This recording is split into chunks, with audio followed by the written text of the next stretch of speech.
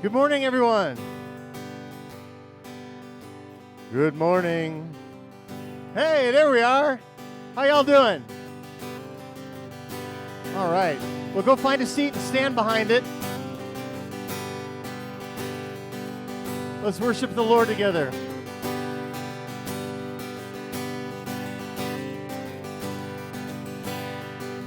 we go. Well, I've heard 1,000 stories of what they think you're like, but I've heard the tender whispers of love in the dead of night, and you tell me that you're pleased and that I'm never alone. You're a good, good Father. It's who you are. It's who you are. It's who you are, and I'm loved by you. It's who I am. It's who I am. It's who I am. Oh, and I've seen many searching for answers far and wide, but I know we're all searching for answers. Only you provide, because you know just what we need before we say a word. You're good, good Father. It's who you are. It's who you are. It's who you are, and I'm loved by you. It's who I am. It's who I am. It's who I am. You're perfect, 'cause you're perfect in all of your ways. You are perfect in all of your ways.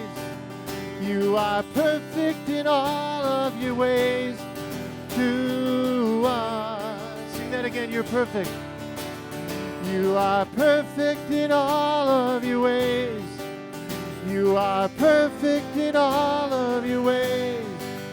You are perfect in all of your ways to us. Oh, this love so undeniable, I can hardly speak. Peace so unexplainable, I can hardly think as you call me. Deeper still as you call me. Deeper still as you call me. Deeper still into love. Love, love, you're good, good Father. It's who you are. It's who you are. It's who you are, and I'm loved by you. It's who I am. It's who I am. It's who I'm. Good, good Father. You're a good, good Father. It's who you are. It's who you are. It's who you are, and I'm loved by you. It's who I am. It's who I am. You are perfect in all of your ways. You are perfect in all of your ways. You are perfect in all of your ways to us. And Lord Jesus, we do thank you today that there's a lot of things in the world, Lord, that we can't trust in, that we can't vouch for the fact that it's immovable, but you are. You're perfect in every way. And Lord, even when we go through those trials that James says we'll go through, we know that your blessing is there for us and that you're perfect and that you're changing us and making us more to the image of Christ. And that's what we want.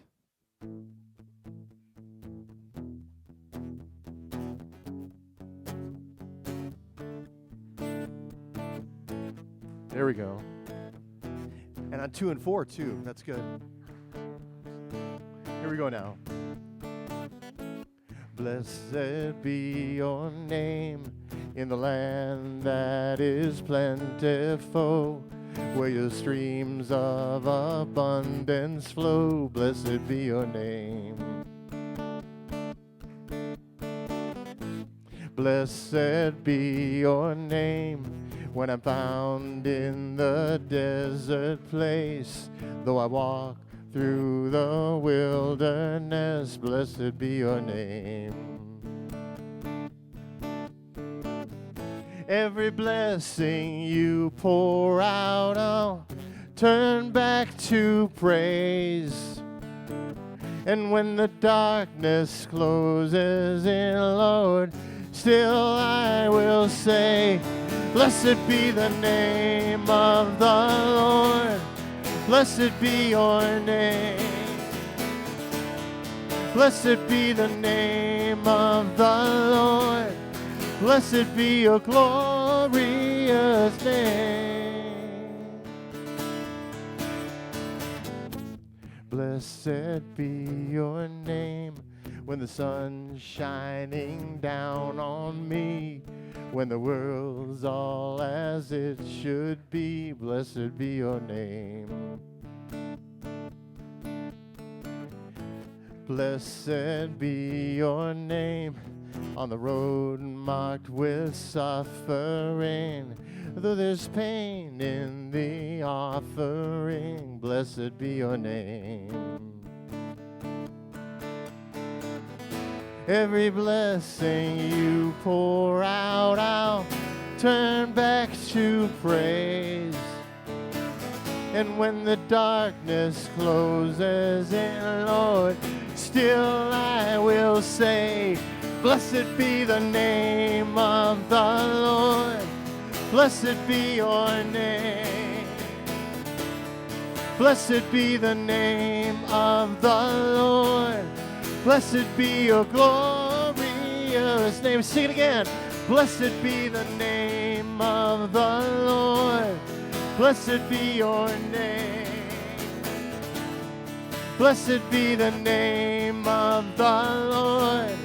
Blessed be your glorious name. Sing it now. Lord, you give and take away. You give and take away. And my heart will choose to say, Lord, blessed be your name. And Lord, you give and take away. You give and take away. And my heart will choose to say, Lord, blessed be your name. Oh, blessed be the name of the Lord. Blessed be your name. Blessed be the name of the Lord. Blessed be your glorious name. Oh, blessed be the name of the Lord. Blessed be your name. Blessed be the name of the Lord. Blessed be your glorious name. Amen.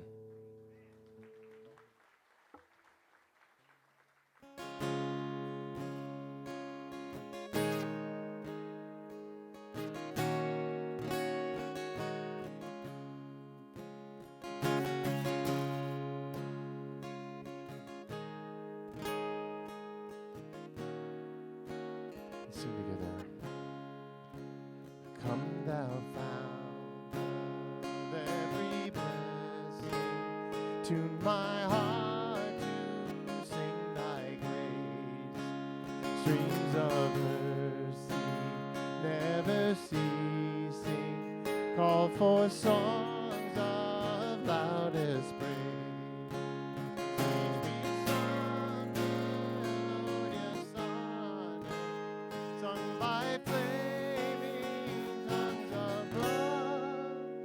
Praise his name, I fixed upon, name of God's redeeming love.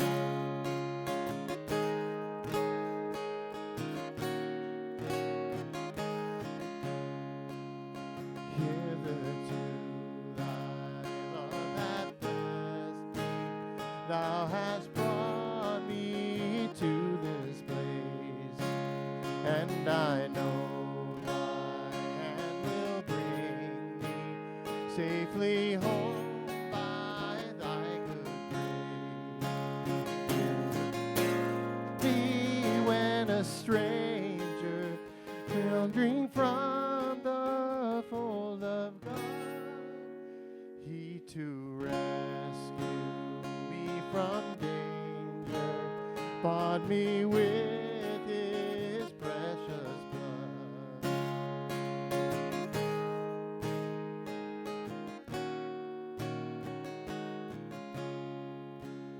Oh, to grace, how great a debtor daily I'm constrained to be. Let thy goodness like a fetter bind my wandering heart to thee. Prone to wander, Lord, I feel, prone to leave the God I love. Here's my heart, take and seal it for thy course. Prone to wander, prone to wander, Lord, I feel it, prone to leave the God I love. Here's my heart, take and seal it for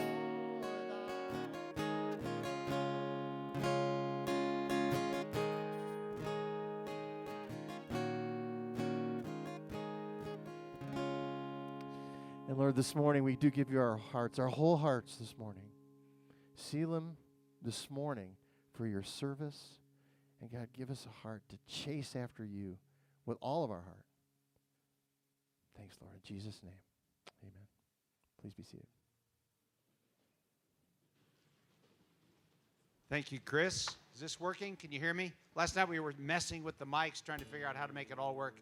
So can you hear saying up here? Just checking. Drives the mic guy crazy.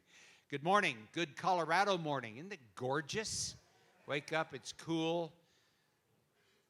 Bears and lions lingering around the room, waiting for a handout. If you were in the dorms, last night I didn't know how to answer your question.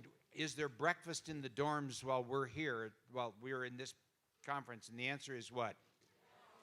You got a yes at your dorm? Good job. Who'd you pay for that? For those of you in the dorms who didn't, it's on your table. There are chocolates. There's coffee back there. I've got some extras here if you didn't. Who needs more chocolates? Okay, that's enough of that.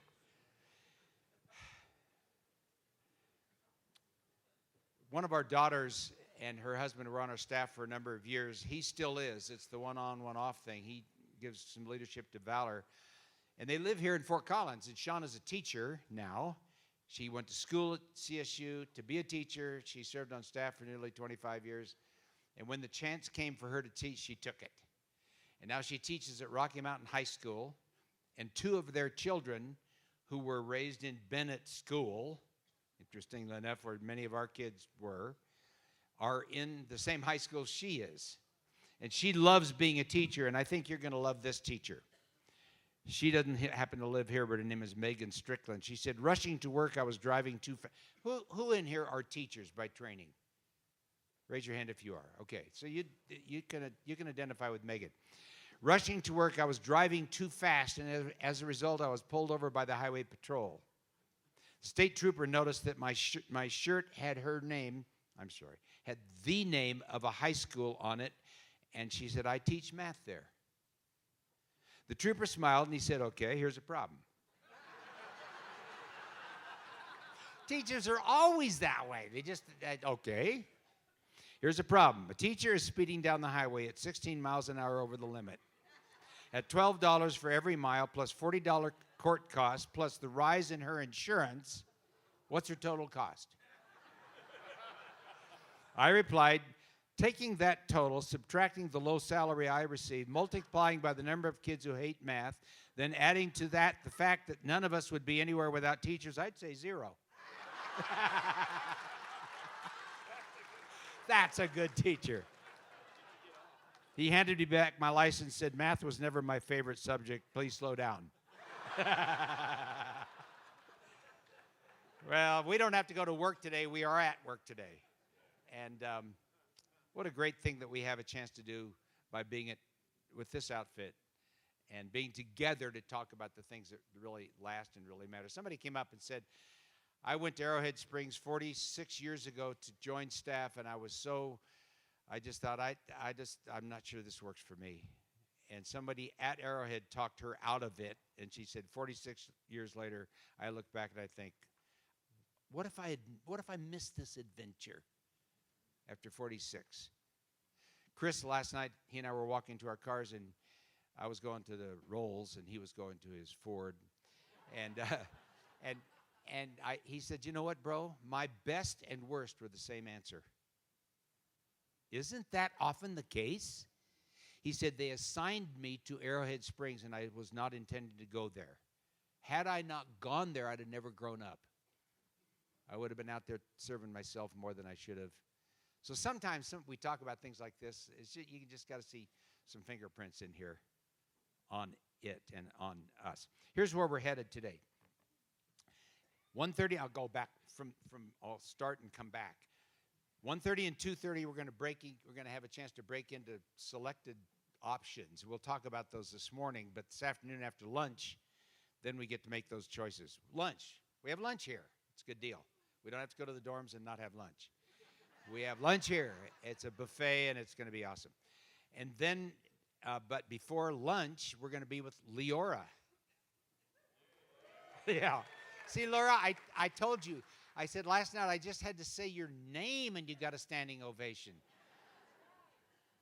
And here we go again with Leora and Phil and Jim. But now,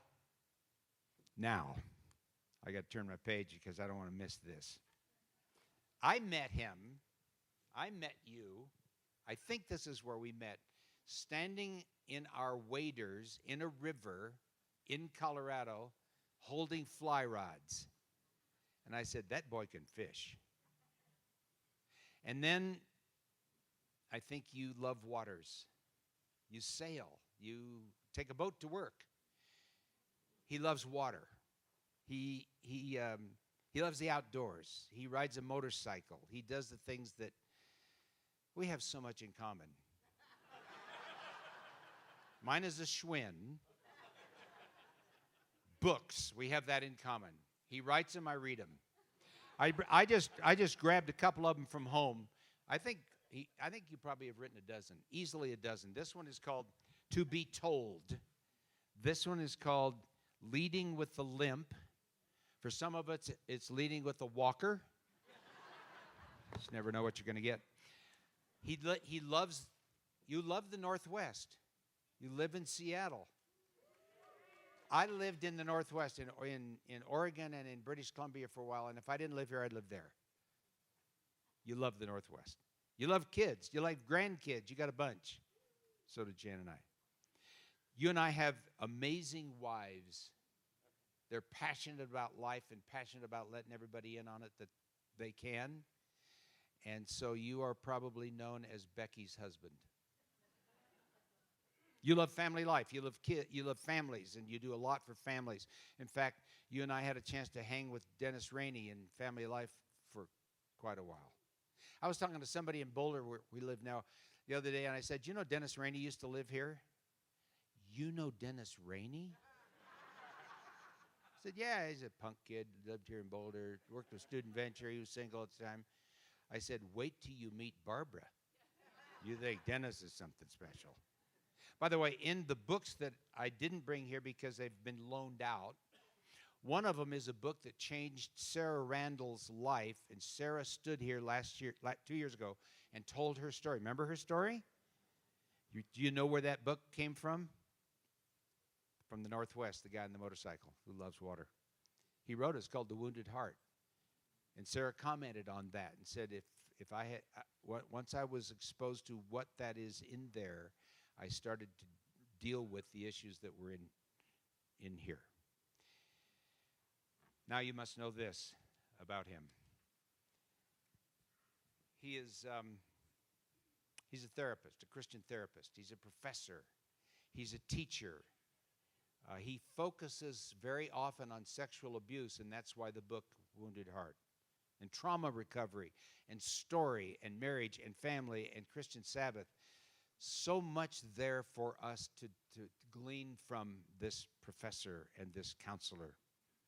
He was one of the founders and former president of Seattle School of Theology and Psychology, and now guides what is called the Allender Center, dedicated to the training of counseling professionals. And we get to have Dan and his wife, or should I say Becky and her husband, for 2 days. And you know him as Dr. Dan Allender. I know him as a great friend. And say thank you for coming up here and spending your time with us. Dan Allender.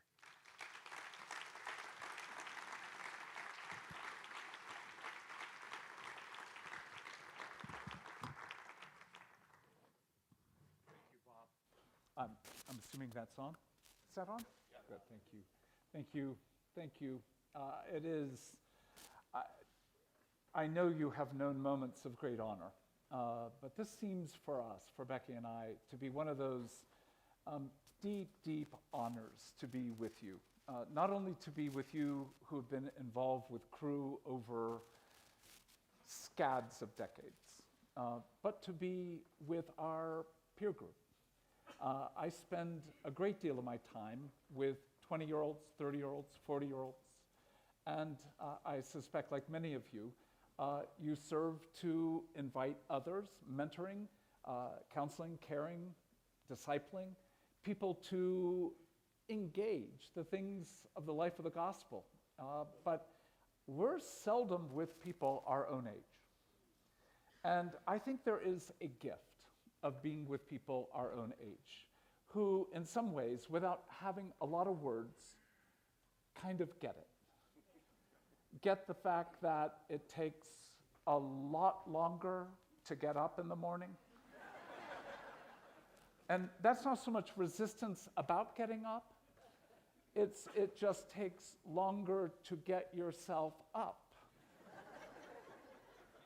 And it's always, I mean, when I think about what I was able to do even 5 or 10 years ago, in terms of the speed of moving through just preparation to enter a day, it takes much longer to be able to get dressed.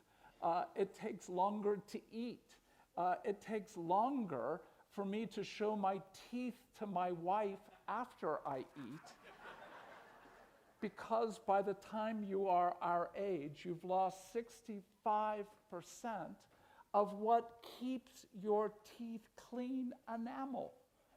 You've lost 65% of your enamel. So what a glass of water would have done to wash away the debris of a lunch now remains there for the next snack.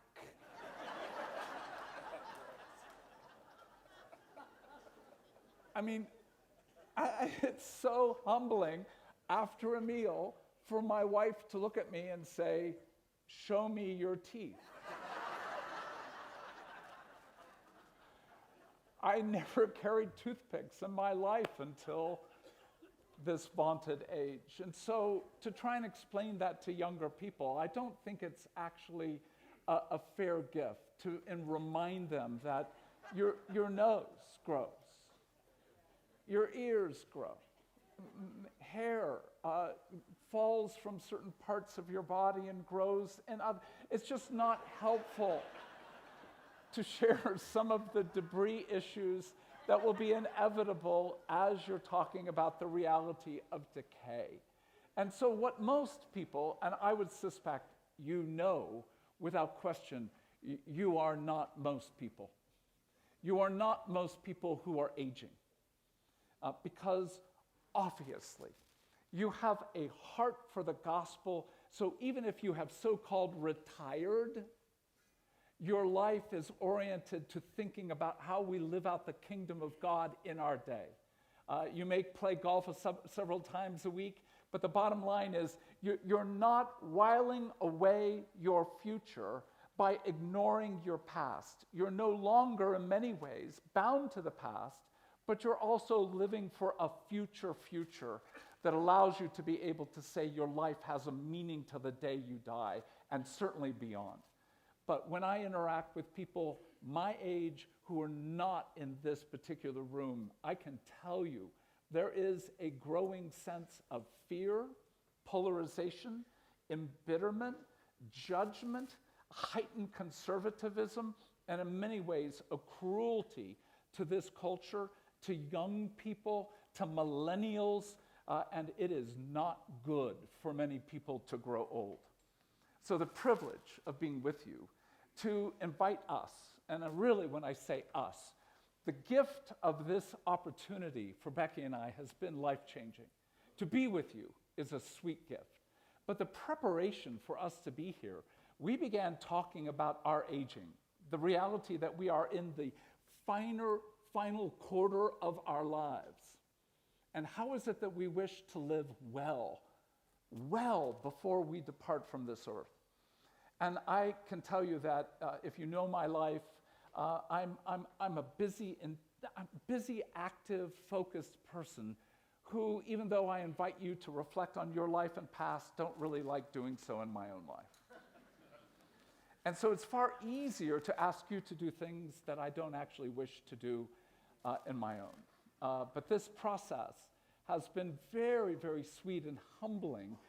And at some point I'll say that the process of preparation for this has enabled me to make decisions with regard to my future employment. I've told the school that I teach at that I will no longer teach full-time, that I'll no longer teach every week at a certain hour, a certain class, etc. Why? I'm aging, and in that aging process, I've got to make really good decisions. I will never retire. I don't believe retirement is a thing that honors the glory of God. A retrenchment, refocus. I'm not saying that you need to keep working at the job that you're currently in until the day you die. But what I want to hear and say to me and to you is, I want to give not just a legacy, which is a glorious thing, but I want to give an inheritance to my children, and an inheritance to my grandchildren. And I don't know how long I'll be on this earth.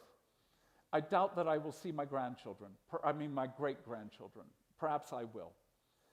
But what I want to do is to leave a physical deposit of the work of God into their lives. I want to leave money. I want to leave some money to my children and grandchildren. I would love to leave some property and some prized fly rods to my children and to my grandchildren. But Becky and I will be talking about a very simple premise. Are you leaving something for them to read when you die? One of the most precious gifts I have. And that question of, if your house were on fire, what would you save? Everything's backed up on my computer. I wouldn't be my computer. There are photos that I've already taken photos or pictures of that are in the cloud. There's not a lot that I actually would work to save. But there is a letter from my grandmother to me as a young man, as she put words to who she was and who she longed for me to be, that I would say is one of my most precious possessions. And I can say with great sorrow, no one said to my grandmother, your grandson will be in his 40s and 50s and 60s one day. And he wants to know from you what it is like to age, what it is like to anticipate death. Oh, I have memories, and it is a legacy. I have her face in front of me as I speak to you right now. But I want to do more than to pass on memories to my children. As I said, I want to give a bit of money, fly rods, but I want letters and documents that are given to my children and my grandchildren as a gift for them as a legacy and an inheritance to live well into the future. So the question I'm asking at the very forefront of our work together is, are you writing for the future? Are you putting words to your life, to your story, to your heartache, to your hope, to your dreams, to what was dashed and destroyed, where you knew betrayal and heartache, but also where you found the goodness of God in the land of the living, and if otherwise, you would have despaired? Do you plan to give a gift to your children and grandchildren of your life? And if you do, then you must do more than live well. I'm asking you, will you write your life for the future generations who will not know you, and often even our children will not know us at the level that we would like to tell them, until often we are mentally, memory-wise incapacitated and or not on the earth.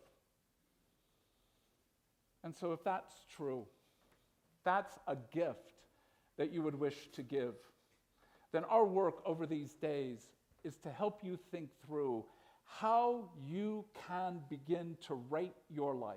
Letters, we don't care what form it's in, a letter, a diary, a document, a book. It's unimportant. It's that there is tangibility and touch to the written word, read sometimes generations future, that I want you to consider as part of the inheritance you are meant to give to the people who matter. My privilege of being with Cru 13 years ago, Becky and I were called to be with you. And it was one of those, for us, life-giving, life-changing processes. After I finished speaking, I think to the men, Dennis Rainey and Barbara and Becky and I went fly fishing. And afterwards, we went out to a meal. And I literally, all I have to do is close my eyes, and I can see the table. I had chicken salad. I know where I was sitting. I know where Barbara and Becky and Dennis were sitting. I don't know the restaurant. I don't know where it was, but it's an intimate, clear scene in my mind. And remember, we were telling them that we were right on the border of a sabbatical. One of the gifts of being an academic is we get sabbaticals. And so I was leaving for a year within weeks. And we were going, at least for the first half, to Auckland, to New Zealand. Then the second half, we were going to Prague. I was teaching in seminaries in both worlds, so it was still work, but still a different kind of work.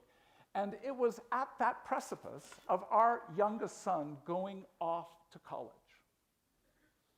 And I said something along the lines of, we think it's going to be a good year to make the transition to an empty nest.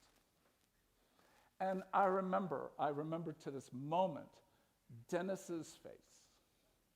I don't know if you've been in a conversation with Dennis when you're a fool.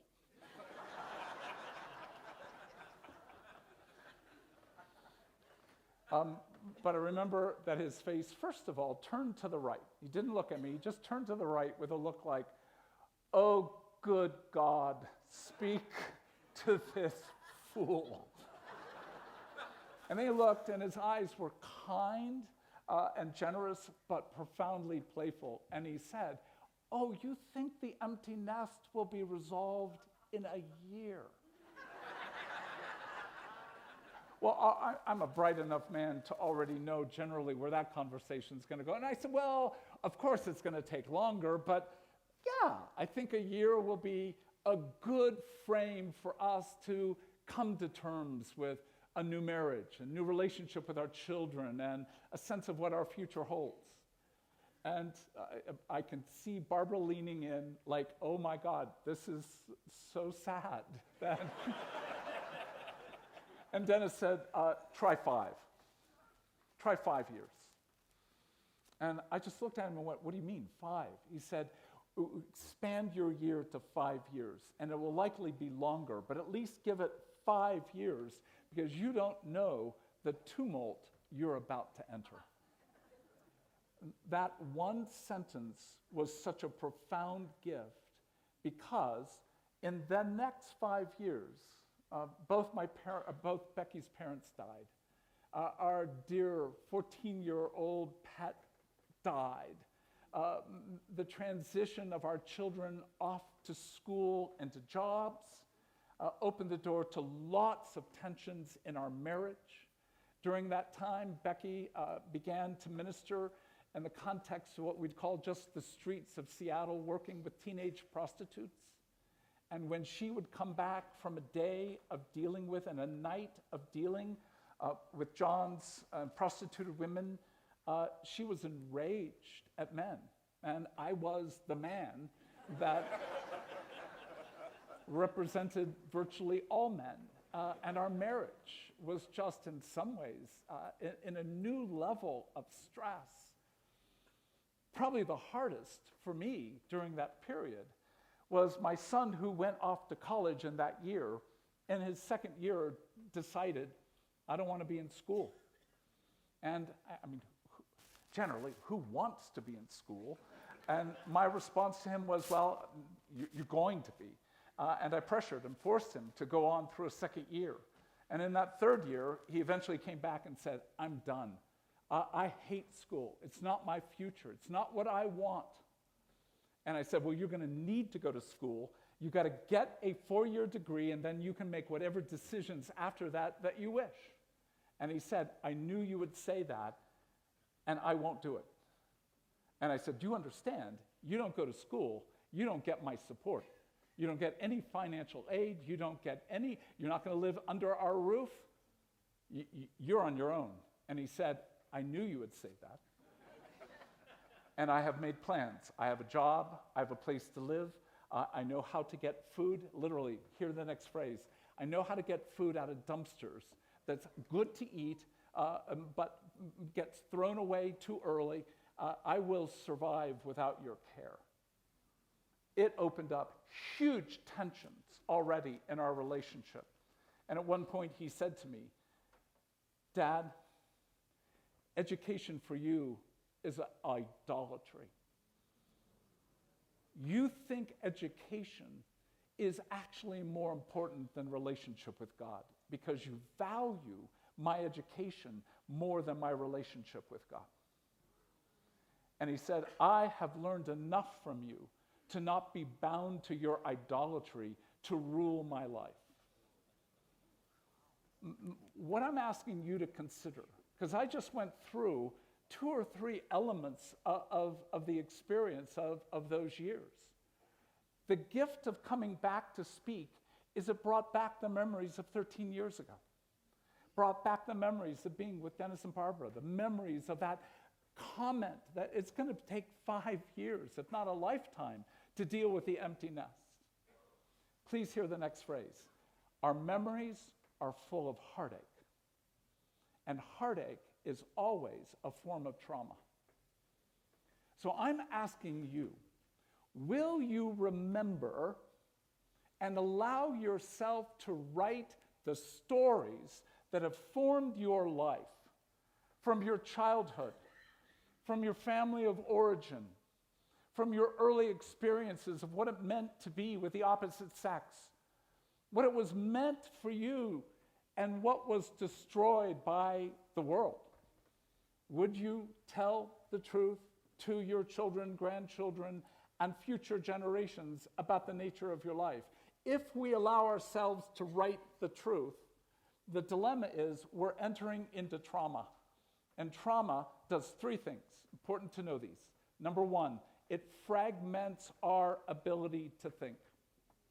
I found myself, as I was preparing to be with you, going back to memories, particularly, I don't know why, but particularly of my son and I, and that period of about almost 13 months where we could barely be with one another without acrimony, tension, heartache, where the words he often spoke to me were harsh, hard, agonizing. Words I spoke back, at times even more wicked. When we remember, our brain fragments, and that's the nature of trauma. Not to bore you, but just to give you a little bit of data. The limbic system, there are three portions of our brain. The cortical system, which we know to be our thinking brain. Our limbic brain, more often called our feeling brain, and then what's often called our ancient brain, or the brain that controls more of our bodily response, our heartbeat, our temperature, etc. Our limbic brain, often thought to be our feeling brain, is actually as much, if not more, a thinking brain. Like you're traveling on a road, a highway, you're doing 70 miles an hour, 5 over the speed limit, and a box falls out from behind a truck. If you have to cortically work that through, oh my goodness, there's a box. It could impair my process. It could kill me. If I swerve to the left, I really haven't checked my mirror. If I then stop fast, I haven't really looked behind me to see if there's a car nearby. Do you understand? If you operate only cortically, you would have died a long time ago. At least if you drive. Our limbic brain makes decisions far faster, literally 100 times faster than our cortical processes. The dilemma is when we are in trauma, our limbic brain begins to fragment. There's a portion in our left hemisphere that's controlling our ability to speak and think and register moments so that we can actually recall them later. It's called Broca's area. It's the portion of our brain that controls language. And what's been found is that any trauma fragments our ability to hold language, and therefore we begin to fragment. Here's part of the dilemma with regard to writing your story. Are you willing to enter the portions of your life that bear enough trauma that the moment you enter it, it begins literally to get broken, hazy, confusing, where it doesn't make sense because the syntax, language begins to fall apart? That's part of the dilemma in asking you to write. Will you remember what brought fragmentation to your life 10, 20, 30, 40 years ago? What I found as I was beginning to think about the meal with Dennis and Barbara, the conversation about 5 years, memory of Becky's parents' death, loss of our dog, struggles in our marriage, but then focus more on the tensions between Andrew, my son, and I would think, and then I would find myself distracted going off to some other topic. And then I would come back and I would try to write, and the sentences literally didn't have good punctuation, didn't have good syntax. I found myself having a hard time actually going back and saying, I'm going to put words to this experience. What happens in trauma is that our brains start experiencing senses and arousal that's full of fear, full of judgment, full of shame, full of anger, and we feel overwhelmed. And therefore, third, first we fragment, second we get incited, and third we get numb, we shut down. So if we're going to invite you to do something, that is to write your story for your children and grandchildren, unless you write an anemic, pleasant, positive, Jesus has been good, he redeemed me at a young age, I had a lovely family, things have gone swimmingly well. Yes, I've known betrayal, loss, powerlessness, shame, and heartache, but it's all been resolved. All I can tell you is you would never watch that on Netflix. It would never hold your attention long enough to get your children and grandchildren to stay in the story long enough to see that you would have despaired if you had not seen the goodness of God in the land of the living.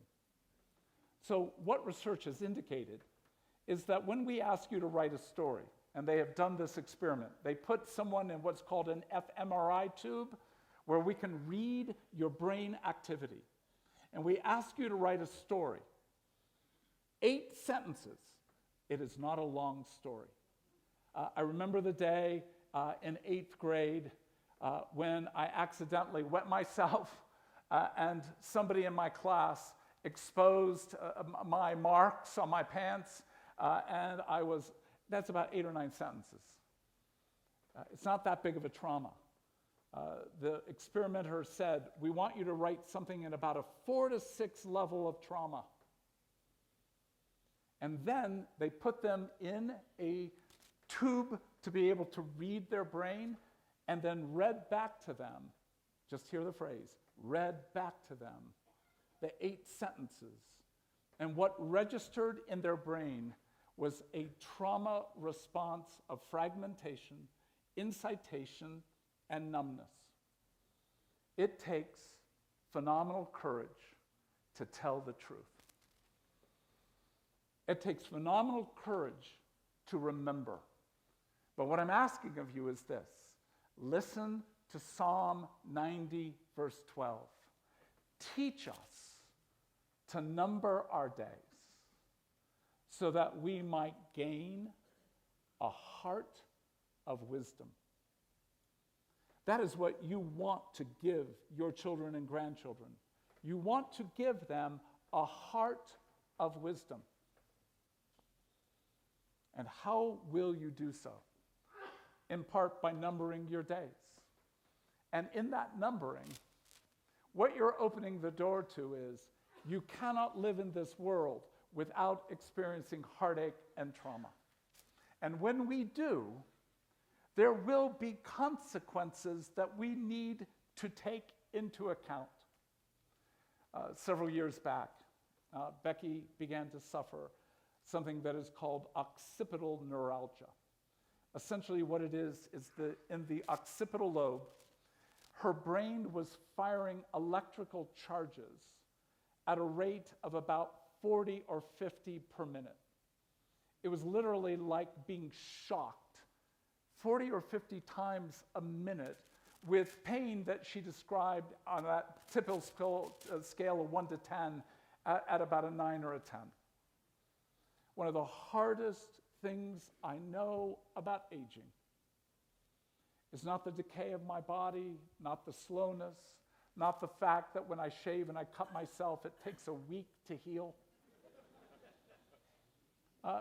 I'm not saying that arthritis, it's not saying that my physical issues are small, but I want you to hear, I think the hardest thing for us as we address the reality of our aging and decaying and eventual death is 2 factors. One is, I cannot imagine living on this earth a single day without my wife. I cannot imagine what it would be like to wake up in the morning and to know I will not hear her voice greeting me into the day. Equally, watching my wife suffer, I think, is some of the hardest suffering I've ever known in my life. And during that period in which her neuralgia kept her literally from being able to get out of bed, to do anything, and it went on for week upon week upon week, and our efforts to get her into a neurologist, to have someone see her, the medical system would not work for us. I literally at one point just thought, I am going to take a gun and I'm going to go find a neurologist, and he or she is going to deal with my wife. Thankfully, I didn't do that, but nonetheless, there was that impulse of, I will do anything to get my wife in a better position than she's in. And at some level, I'm sure I was just a nuisance to her, and that's one of the dilemmas. When you're watching someone suffer and you want to be of help, more often than not, you become patronizing and overwhelming to the person you're trying to help. And I remember at one point she said to me, we have no food. We're not eating well. I need you to go to the grocery store, and I'll get a list for you, and you need to go shopping. I think it was all true that we needed food, But I think it was far more true that she needed to get me out of her face. And I view going to a grocery store about one notch, maybe two notches lower than being in hell. I mean, I know where the milk, I know where the eggs, but there were things on this list that I didn't even know they existed. And it was a long list, I think, to make sure that I would not come back anytime soon. And I remember coming into our grocery store, and as I came into the general area, I don't remember doing this, but I stopped and started looking at the list to try and get a plan for how I was going to collect everything that needed to be brought together. And I just stood there. Trauma, fragments. I'm overwhelmed, but I'm already numb, but I'm already fragmented. And so I literally looked at the list and kept looking at the list. And I don't know where time went, but I must have been standing there anywhere from 5 to 10 minutes. And someone came up, and it was a clerk working in our grocery store, and came up, and she said, and she put her hand very gently on my arm, and she said, "Do you need help?" And I remember looking at her with a look like, I don't even know how to respond. Do you need help?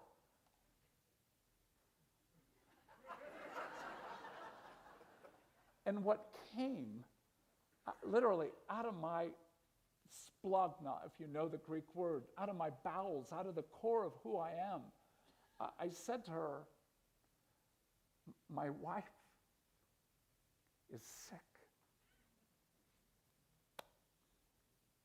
It's the language of a scared little boy who really doesn't know what to do. I can't make my wife better. I know I'm a nuisance to her. I know I'm supposed to find things I didn't even know exist. And she looked at me and she said this. She said, "Well, it looks like your wife wrote a list. Let's go get everything on the list together." She took my list, but she was smart enough to say, "I think you're going to need a cart. Why don't you get the cart?" I went and got the cart, and we went through. And she didn't ask questions. How is she ill? How long has it? She simply began to say, "Oh, pepper flakes. Does your wife like spices?" Normal, easy conversations. We finally get to the end. And she puts her hand back on my shoulder and she says, "I can't tell you things will be well, but your wife obviously is a good woman that you love. Go care for her." That's a story that needs to be told to my children, because their marriages are going to end one day when one of their spouses dies. They need to know that you're going to fragment and that it's okay to be needy in the middle of the heartache of what aging requires. I was with a dear friend of mine, a gentleman by the name of Reggie Kidd. He used to teach New Testament at Reformed Seminary in Orlando.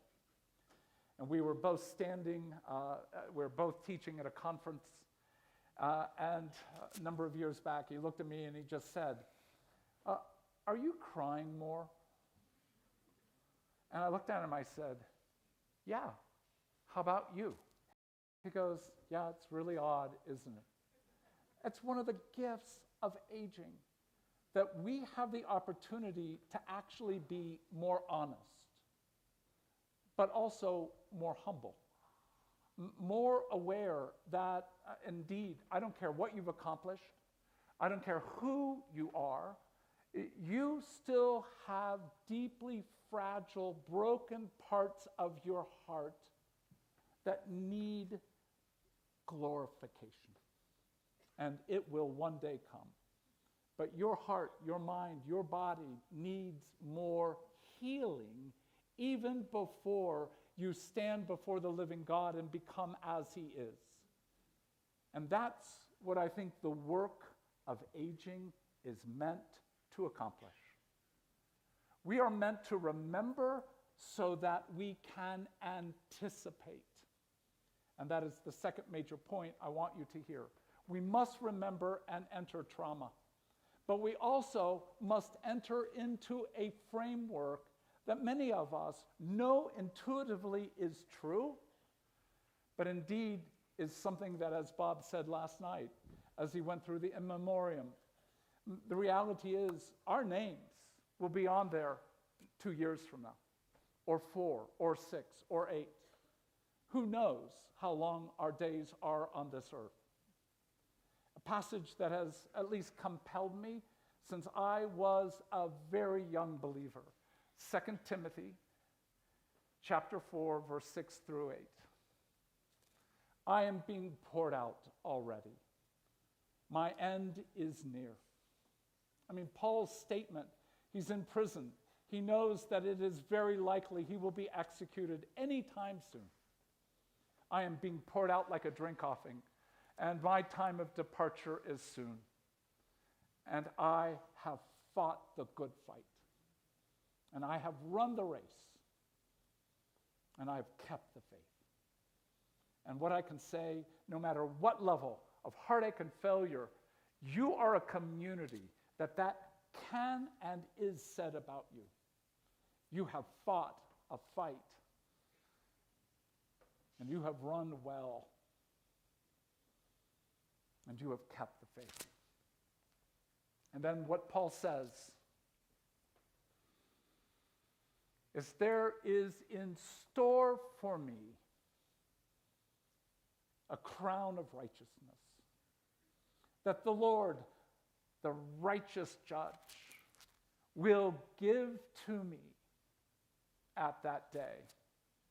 And the phrase that I want you to hear is this: and also to everyone who has longed for his appearing. I don't question that you anticipate the day of redemption. But the question is, how deeply do you long for it? And here's the question that I would love for you to ponder as you think about what you would want to write on behalf of your children and grandchildren. What have you lost that has scarred you in this life? What have you lost that has left a mark on your heart, that has left a mark on your body, that the day of redemption will restore? I don't think you can anticipate the way Paul is speaking about the nature of longing for his appearing. I don't think you can long for his appearing in the way that it is meant to be done without a deep awareness of loss and heartache. My claim, love for you to consider it, is that as the believing community, we are the only people on the earth that can hold sorrow and hope together. We're the only people who can know how deeply harmful it is to live in even a good family. How deeply harmful it is to live with even parents who love you, because they are broken and they are sinners. And as a sinner, your mother, your father, was an adulterer and a murderer. I don't care how good your mother and father were and are. I don't care how good you are. The fact is, your children are parented by sinners. And being a sinner means that you struggle with adultery and murder. And lust is a consumptive, overwhelming, overweening desire to consume in order to be full. And murder is an anger that wants somebody to pay for the harm that we have endured. We are all scarred people, and we all scar. And so to tell the truth with the kind of humility that opens the door to a life of hope requires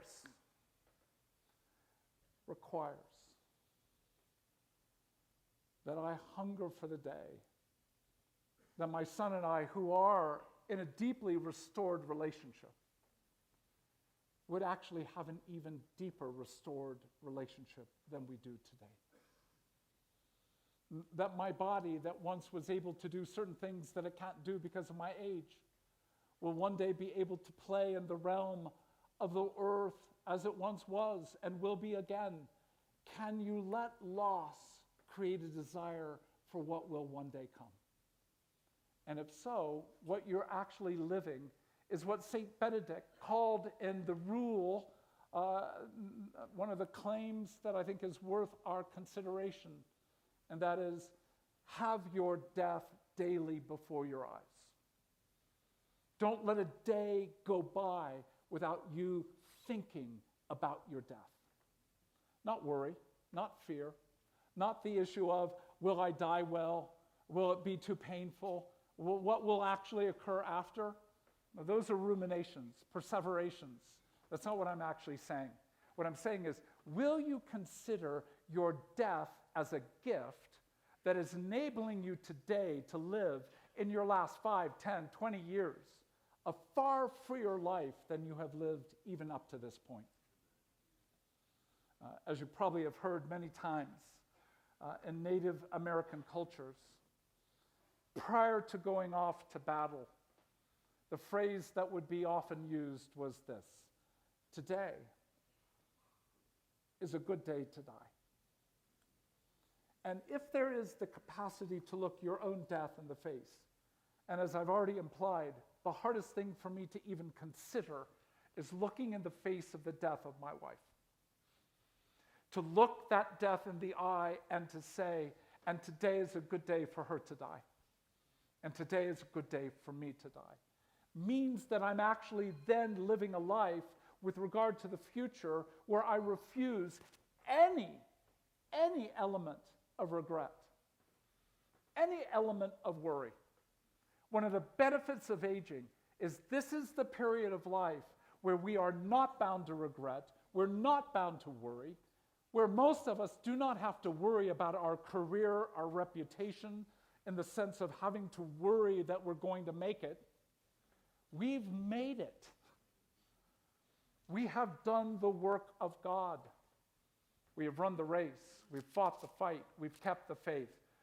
The question is there enough freedom for you as to what death is meant to provide? If we indeed remember, and then if we anticipate what our death will bring, literally, the restoration of all things, then what I'm claiming is we should have so much more freedom to say no. So where you're bound to people out of obligation, pressure, out of your own fear, what I would say is you're not making use of the anticipation of what heaven will hold for you because you're still bound by fear. You're worrying about your children. I don't mean to be trivial and trite as I say a phrase like this, but they're in the hands of God, not yours. Have you not learned over the last 10, 20, 30 years? You have very little influence with regard to what your children do. And you're not going to get them out of this lifestyle. You're not going to get them to stop doing this until you intrigue them. And nothing intrigues more than a story of brokenness that has a future of hope. Can you tell and remember stories and write them and speak them? And is there something within your own heart that knows? I'm not bound to the pressures I once was so fully in line with. And once you begin to literally say no, it's the freedom at this age to begin to discard what you don't need. Becky left recently with a number of friends to go hike Glacier, and she said, prior to her departure, it would mean a lot to me if you would clean the garage.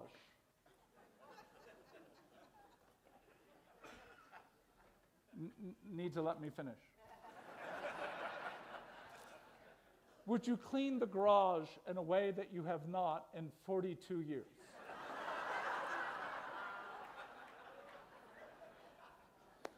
Cleaning the garage, from my standpoint, is sweeping out what can be seen as dust and debris. And I said, well, apparently I've not been very adequate for you with regard to garage cleaning. How is it that you would wish for these last 42 years to be redeemed? And she said, this is my dream for you. I want you to touch everything in the garage. She said, if there's a box of nails, I don't expect you to touch every nail, but I want you to touch the box of nails. I want you to touch every tool. I want you to touch every one of your toys. I want you to touch everything that are in boxes. I want you to touch everything in the garage and then make a Marie Kondo decision.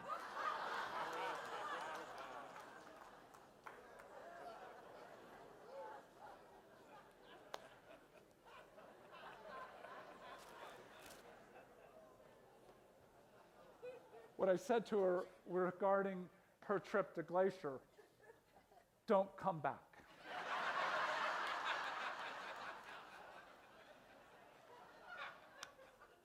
I won't go through the details, but the first day she departed, I spent 8 hours. Second day, 14 hours. Third day, 14 hours. Final day, 12 hours. I touched everything in the garage. And I'm not saying that I'm a particularly healthy man that I invite you to mimic, but some of the reason it took so long is I had to hold things that cost a lot of money that I didn't use, and then feel the grief that I'm giving it away to Goodwill. And then other objects that were so sweet in their use.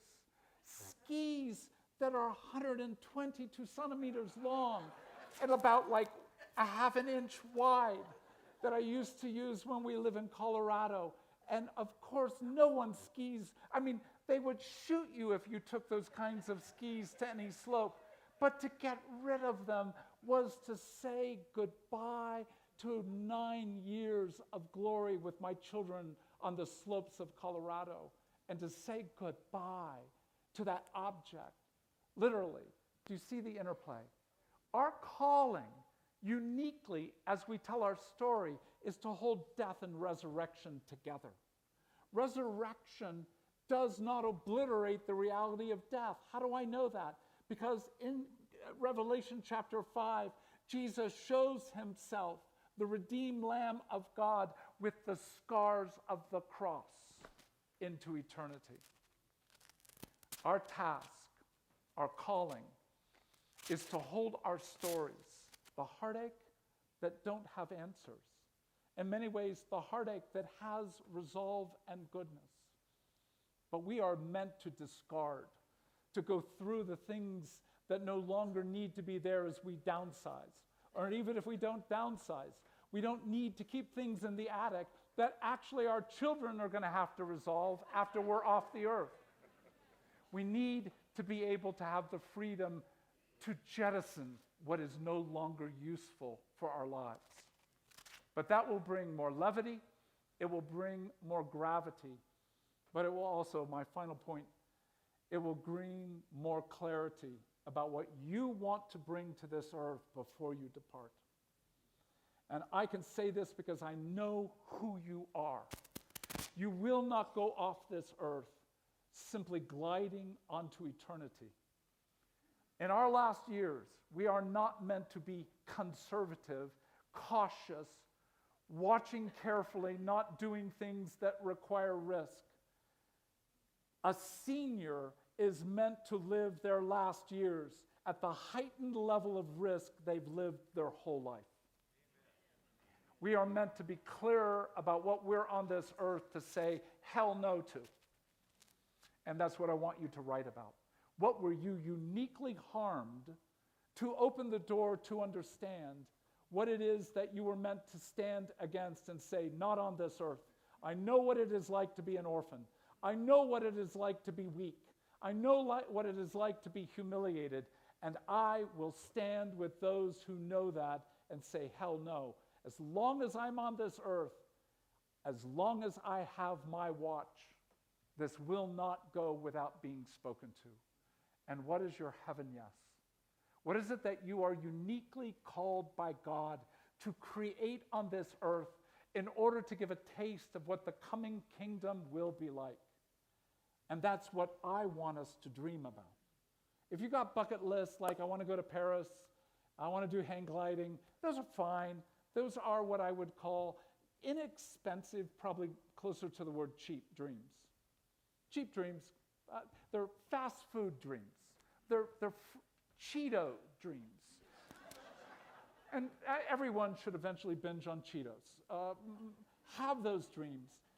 But the deepest dreams of our lives have to do with who are we meant to become and how are we meant to bring the kingdom to this earth before we depart. Thank you.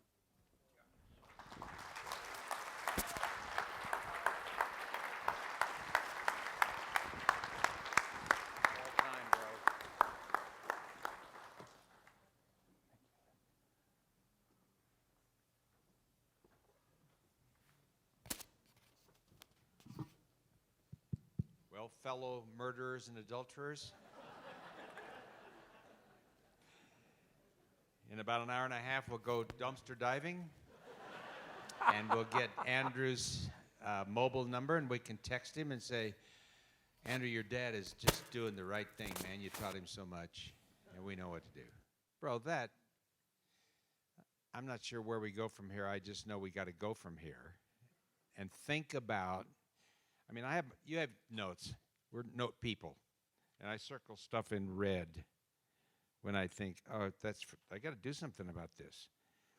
And there's not very many times that I've been at a conference with Cru over these years where somebody just told me to say hell no. So on 3, you ready for this? On 3, a loud hell no. You ready? 1, 2, 3. Hell no. That's it. I'm so glad you felt like saying that too. I wanted so much. But there's another one to say after that, isn't there? It's heaven yes. Such a good perspective on that is not important. That needs to be considered loss and call it what it is and go through the pain of, I'm not repeating him. I'm just saying, yeah, that's a reason to say heaven yes. So on 3, heaven yes. You ready? 1, 2, 3. Heaven yes. Could have been a teacher at Rocky Mountain High School and missed that. But we're here. This is so sweet. There are a few things to know before we take a break. We've put locks on the dumpsters, but you can do it, you know what I mean? Because there is lunch coming up. And Jonathan sends me the things that we need to know right away, and here's a few of them. Yeah, here it is. Oh, yes, back in that corner, which I can hardly see from here because it's against a window, and the tendency is to go those doors and restrooms and all of that, which are in all those directions. But back there is something that was brought to us from Orlando with, we just call it archive stuff that is most important to us in this room, which when it's time to clean up, we will clean that up. We'll touch everything in there. We'll clean it up, and we'll take it away. And Goodwill is waiting for us outside with a large truck and a couple of two-wheelers.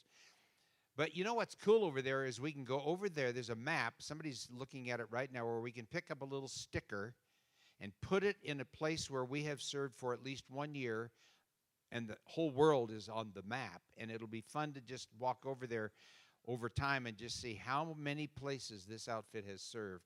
Those of us in this room have served over the years. That's going to be a very full map. We're not throwing that one away. There are some things over there, I believe. I'll make sure that's the case, but I think we can just take it and go. If you see something like I see a picture, if you see a picture, I'll take that.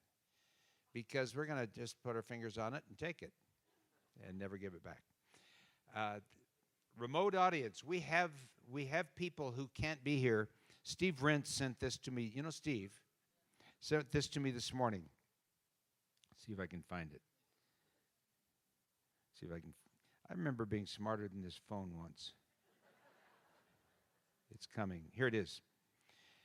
Nancy is in remission at this time, and I am battling multiple myeloma for the last 3+ years. We're able to stream the Legacy Conference.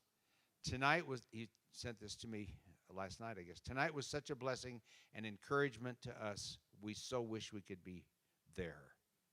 So if we know people who can't be here and they wonder, how can we be there, so to speak, that's what I want to read to you from Jonathan helping me to understand it myself.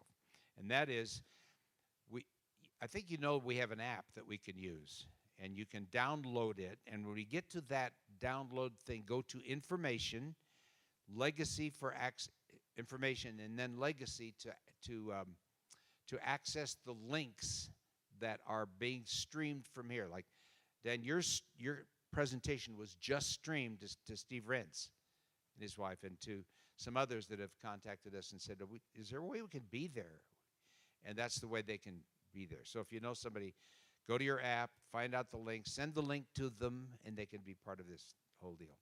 We have a resource center outside, and at 10:30, as we take a break, today and tonight, there are a few of Dan and Becky's books out there. We didn't just bring a load of them because we weren't sure which ones you want, but we got ones we think you'll want, having heard Dan, and we'll hear Becky tonight. So don't forget that. We're going to take a break.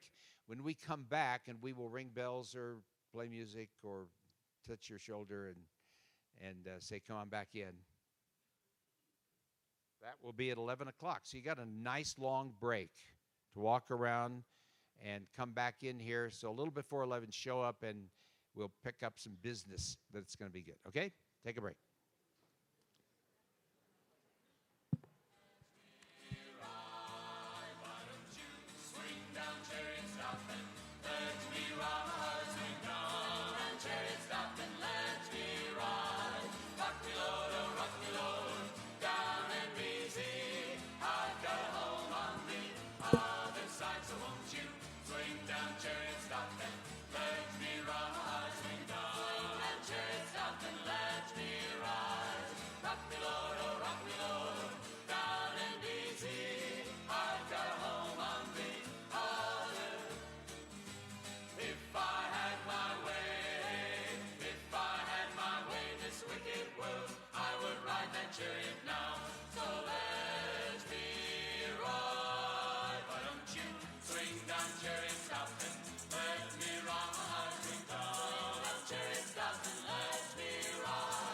Rock me, Lord, oh, rock me, Lord, down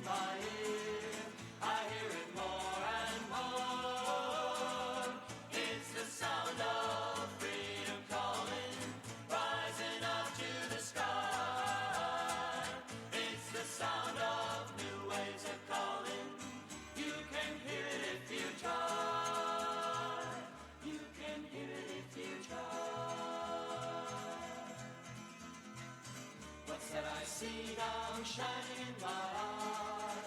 I've seen that light before. What's that I see now shining in my heart? I see it more and more. It's the light of freedom shining, rising up to the sky. It's the light of new ways of calling. You can see it if you try.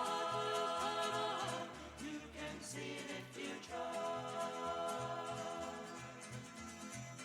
What's that I feel now beating in my heart? I felt that beat before. What's that I feel now beating in my heart? I feel it more and more. It's the rumble of freedom calling, rising up to the sky. It's the rumble of new ways of calling. You can feel it if you try. You can see it if you try. You can hear it if you try.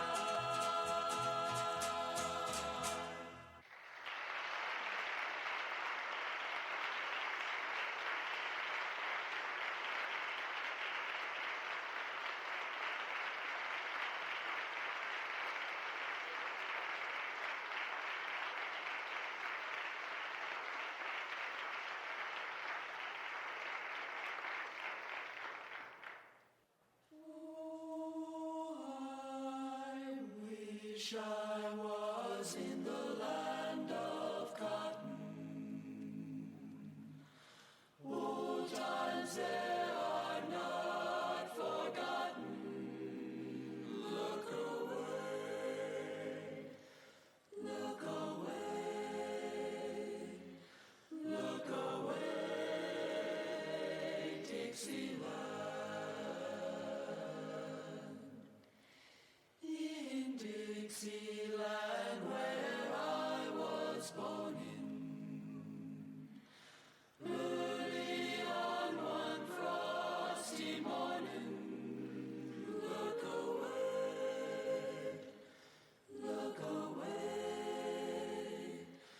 look away, Dixieland.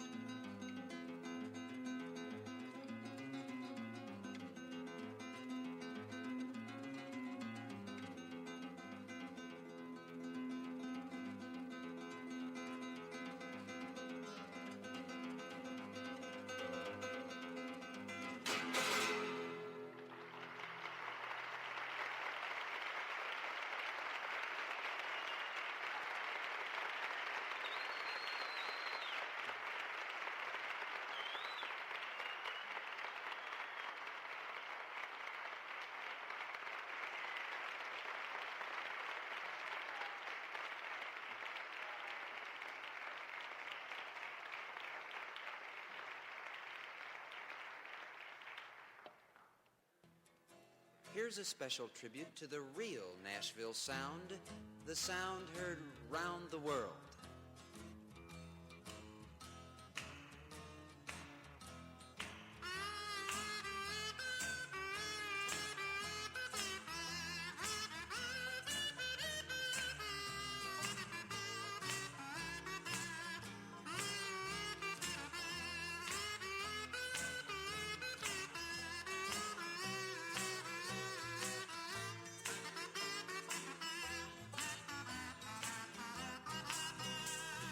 Way down south in Nashville, Tennessee, jug band music sounds so sweet to me, 'cause it sounds so sweet.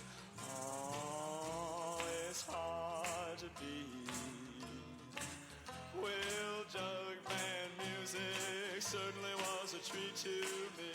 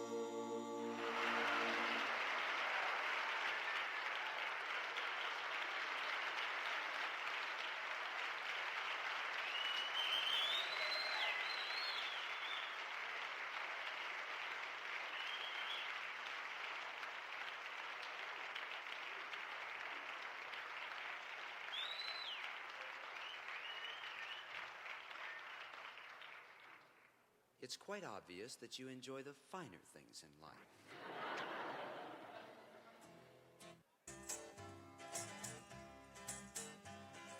Ain't no more canine desprezos, my boys. Oh, oh, oh, oh. Well, we done cut it all to molasses. Oh, oh, oh. Well, when I come here, I had a number for my name.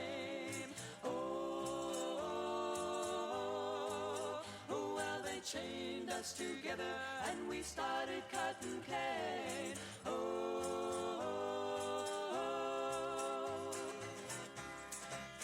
well, I wish you was here when the storm winds came. Oh,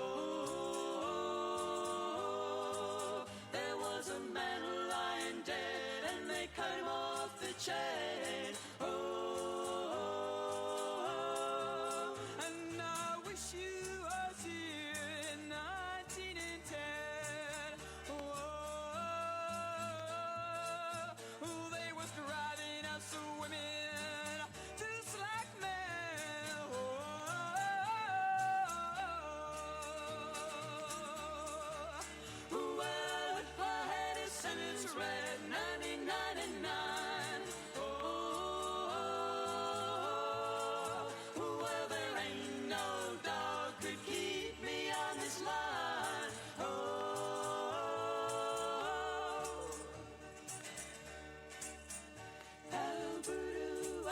You let your hair hang down. Oh,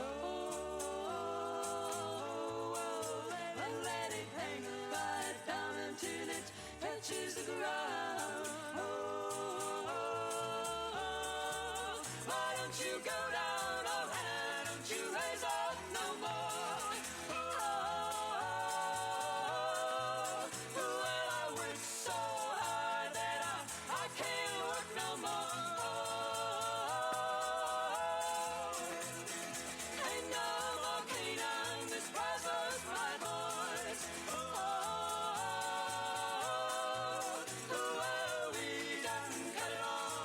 Do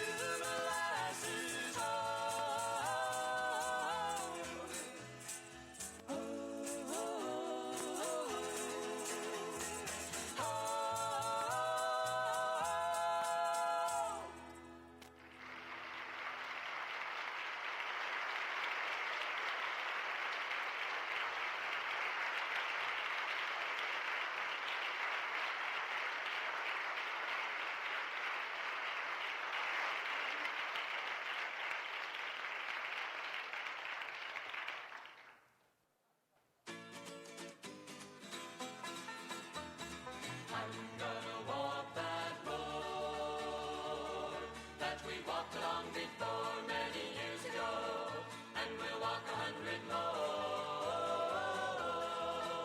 And we're coming one by one. You can see us two by two. Every time you turn around, another's coming through. And we'll sing it long and proud, so everyone will know that the road to freedom is a long, long way to go. Turn and look out over there. Just as far as you can see, there are many more who have died for liberty. And we're coming one by one. You can see us two by two. Every time you turn around, another's coming through.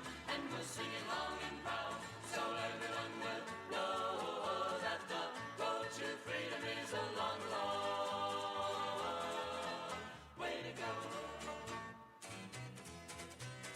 I'm gonna walk that road that we walked along before many years ago, and we'll walk 100 more. And we're coming one by one. You can see us two by two. Every time you turn around, another's coming through. And we'll sing it long and proud, so everyone will know that the road to freedom is a long, long way to go.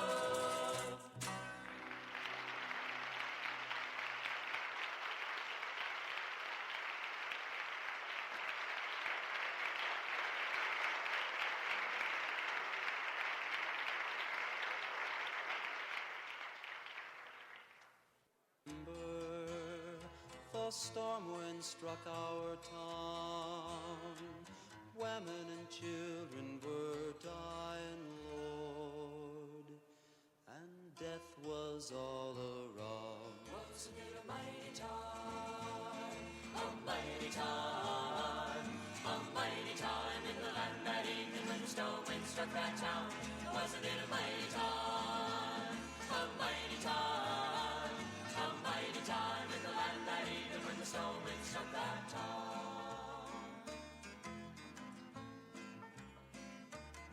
There was a seawall there at Galveston to keep them waters down, but the high tide from the ocean let water into that town. Wasn't it a mighty time? A mighty time. A mighty time in the land that evening when the storm wind struck that town. Wasn't it a mighty time? A mighty time. A mighty time in the land that evening when the storm wind struck that town.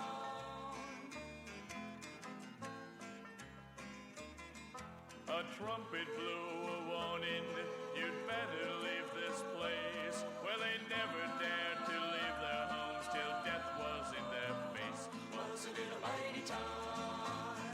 A mighty time. A mighty time in the land that evening when the storm wind struck that town. Wasn't it a mighty time? A mighty time. A mighty time in the land that evening when the storm wind struck that town.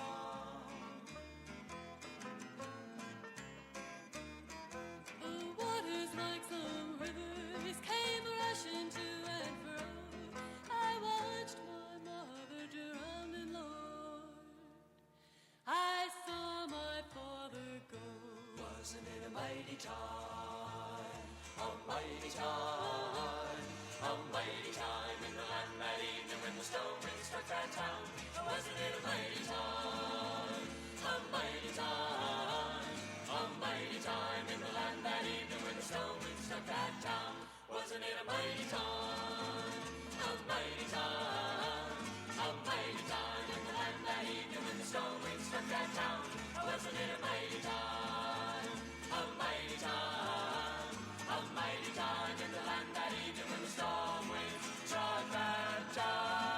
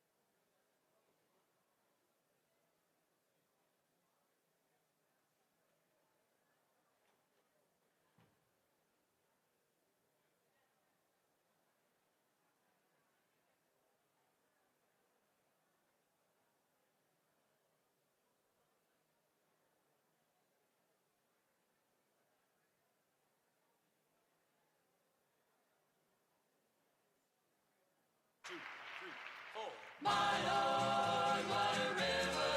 I want that crown, I want that crown. Oh, we are crossing Jordan's river. I want that crown, that golden crown. Oh, we are crossing Jordan's river. I want that crown, that golden crown.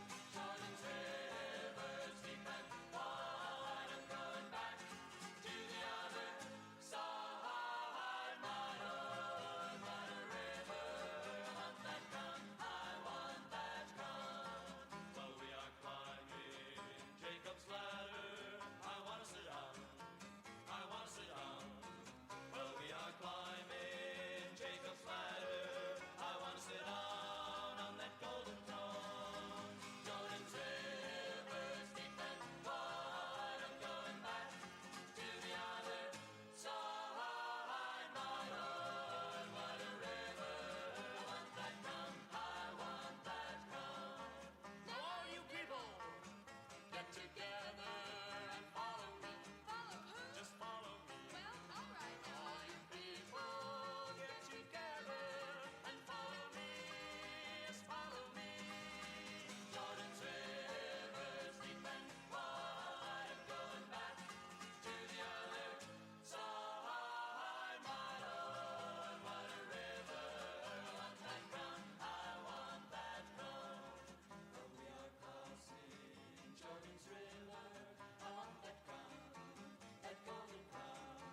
Oh, we are crossing Jordan's river. I want that crown, that golden crown. Jordan's river is deep and wide. I'm going back to the other side. My Lord, what a river. I want that crown, I want that crown. I want that crown. Yeah!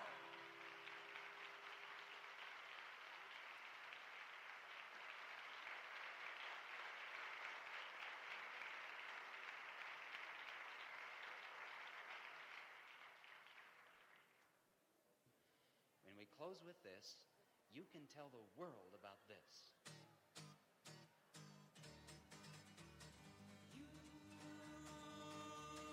You can tell the world about this. You can tell the nations about that. Tell them what the Master has done. Tell them that the gospel has come. Tell them that the victory's been won.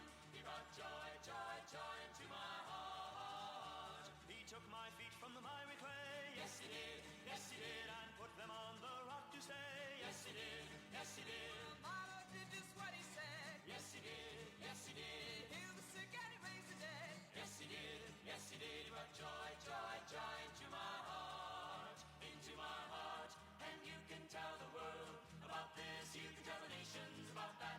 Tell them what the Master has done. Tell them that the gospel has come. Tell them that the victory's been won.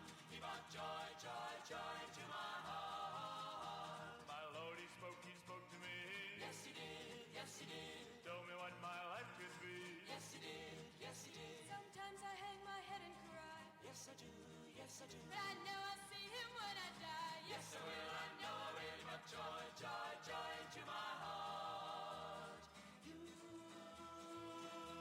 You can tell the world about this. You can tell the nations about that. Tell them what the Master has done. Tell them that the gospel has come. Tell them that the victory's been won. He brought joy, joy, joy into my heart. He brought joy. He brought joy into my heart.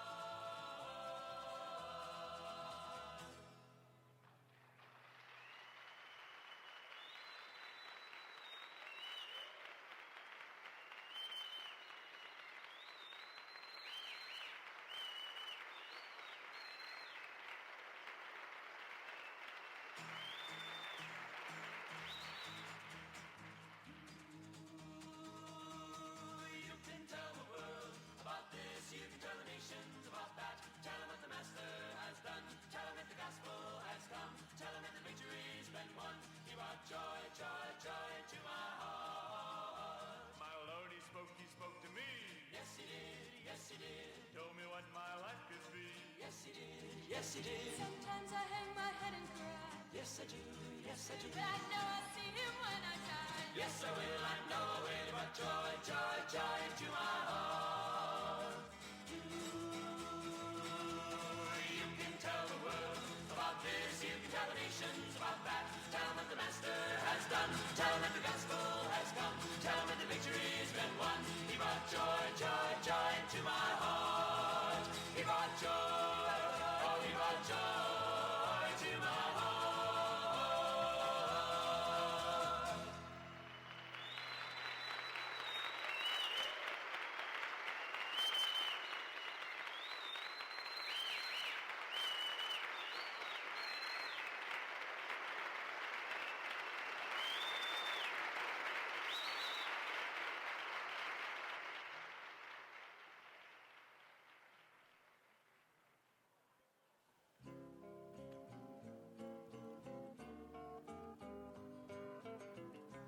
In the stars its handiwork I see. On the wind he speaks with majesty. Though he ruleth over land and sea, what is that to me? I will celebrate nativity, for it has a place in history. Sure, he came to set his people free. What is that to me? Till by faith I met him face to face, and I felt the wonder of his grace. Then I knew that he was more than just a God who didn't care, who lived away out there. Now he walks beside me day by day, ever watching o'er me lest I stray, helping me to find that narrow way. He's everything to me. Till by faith I met him face to face, and I felt the wonder of his grace. Then I knew that he was more than just a God who didn't care, who lived away out there. Now he walks beside me day by day, ever watching on me lest I stray, helping me to find that narrow way. He's everything to me.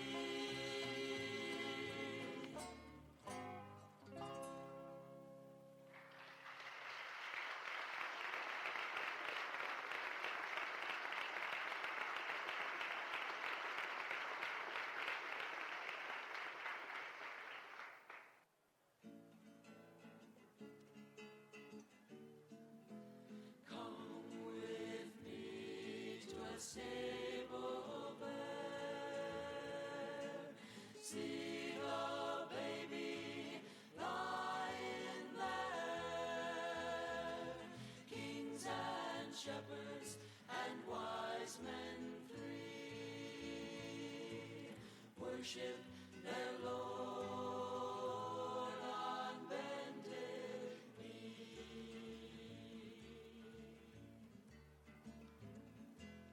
Come with me to Galilee,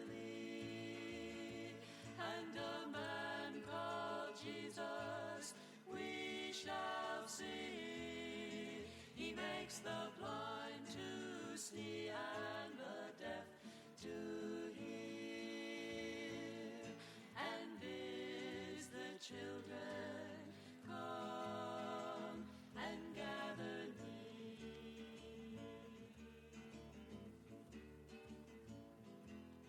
Come with me to the hill of Calvary.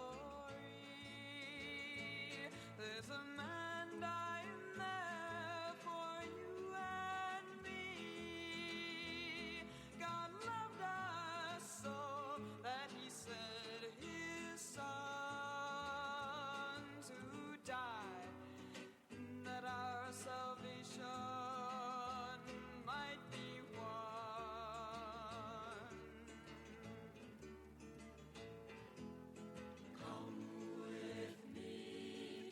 tomb where he lay. See the stone, it's been rolled away. Death could not keep my Savior in. He rose from the grave to save us from our sin.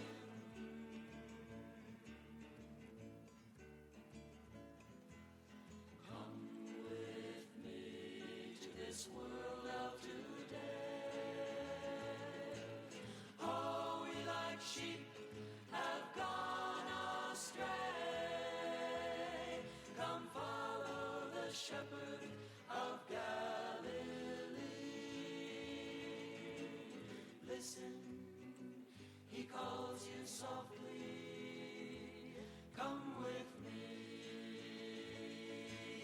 Listen, he calls you softly. Come with me.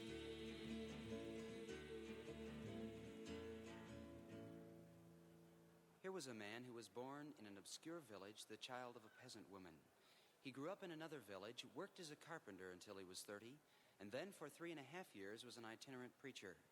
Never wrote a book, never went to college.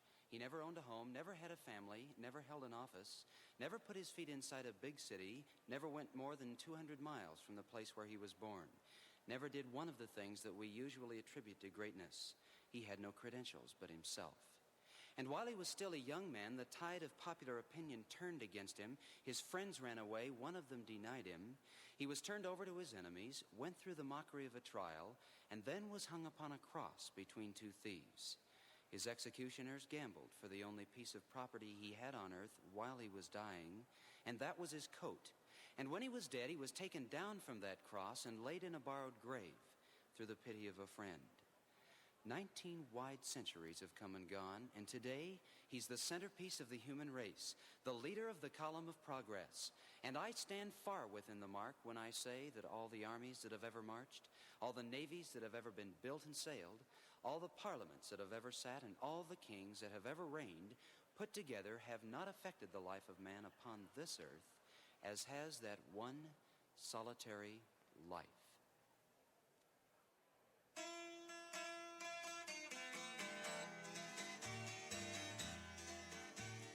Sing away, sing away, sing away. Well, you know I've got a mighty long journey.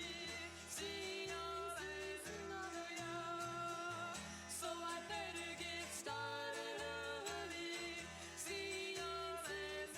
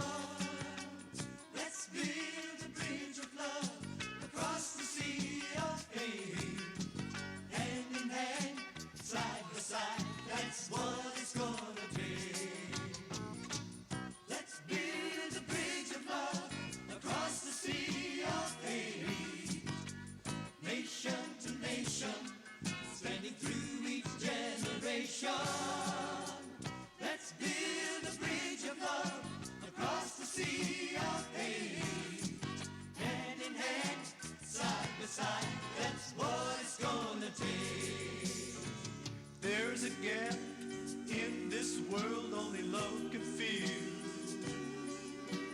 We can't bridge that gap if we have the will. No, it won't be easy. We'll need help from above.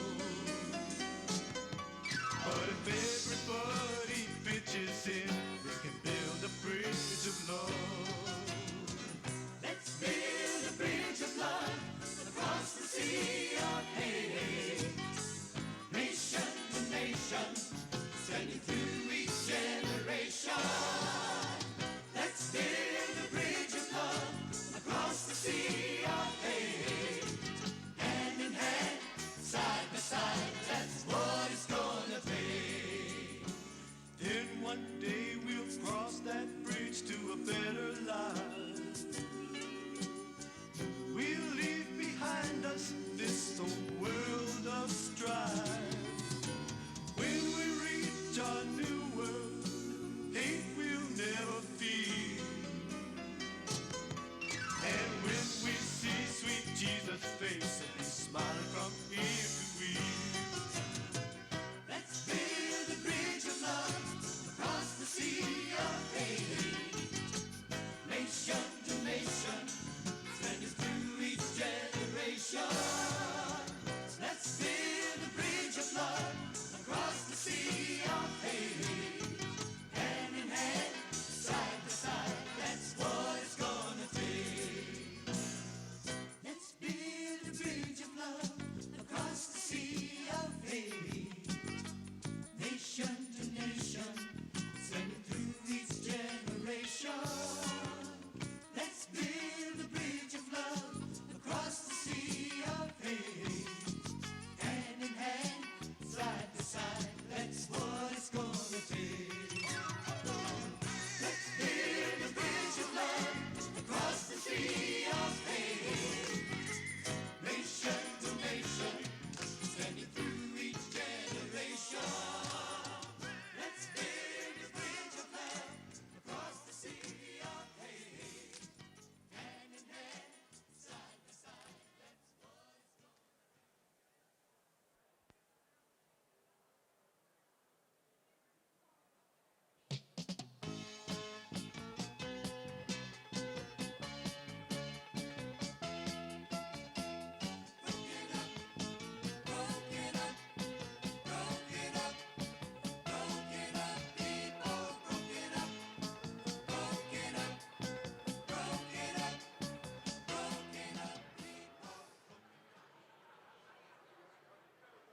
I am doing my best to encourage you to come into the room. If you're in the room, that's the only reason you're hearing me. Come to a place of attention, sitting down, and on the count of 3, I need about 50 people who are listening to do this. Go shh on the count of 3. You ready? 1, 2, 3. Gosh, that works so well. Thank you for doing that. And the people who are outside are working their way in as well. And I would encourage you to move we'll probably do some work, won't we? Probably at our tables, leaning on them a little. Do you think we will, or should we turn our chairs and just face this way? That's the better action? Because, people learn they listen in rows, but they learn in circles. And there's a lot to learn in this session. And those of us who've been to a previous legacy track, many of us come back because we need another round of this information. It just doesn't go away. The culture is such that so much new things come along, and our people at our headquarters are so good at keeping that fresh. At our tables, there are some notes, but at the front will be the person in our benefits department who has more phone calls from us in this room than anybody should get from anywhere. And what's really cool is she answers them. She calls back. She says, I'll get back to you. My people will get back to you. We will help you fix this. I know where you're headed. I know what you want. And so this brief time, which is pretty brief, Though there are breakouts later on the subjects that we talk about here, this is the time to sort of get that engine running and help us think, okay, I got a dozen questions and I just got to get them answered. So in just simply one word, I will bring all of you to attention. The word is Leora. Here she is, Leora.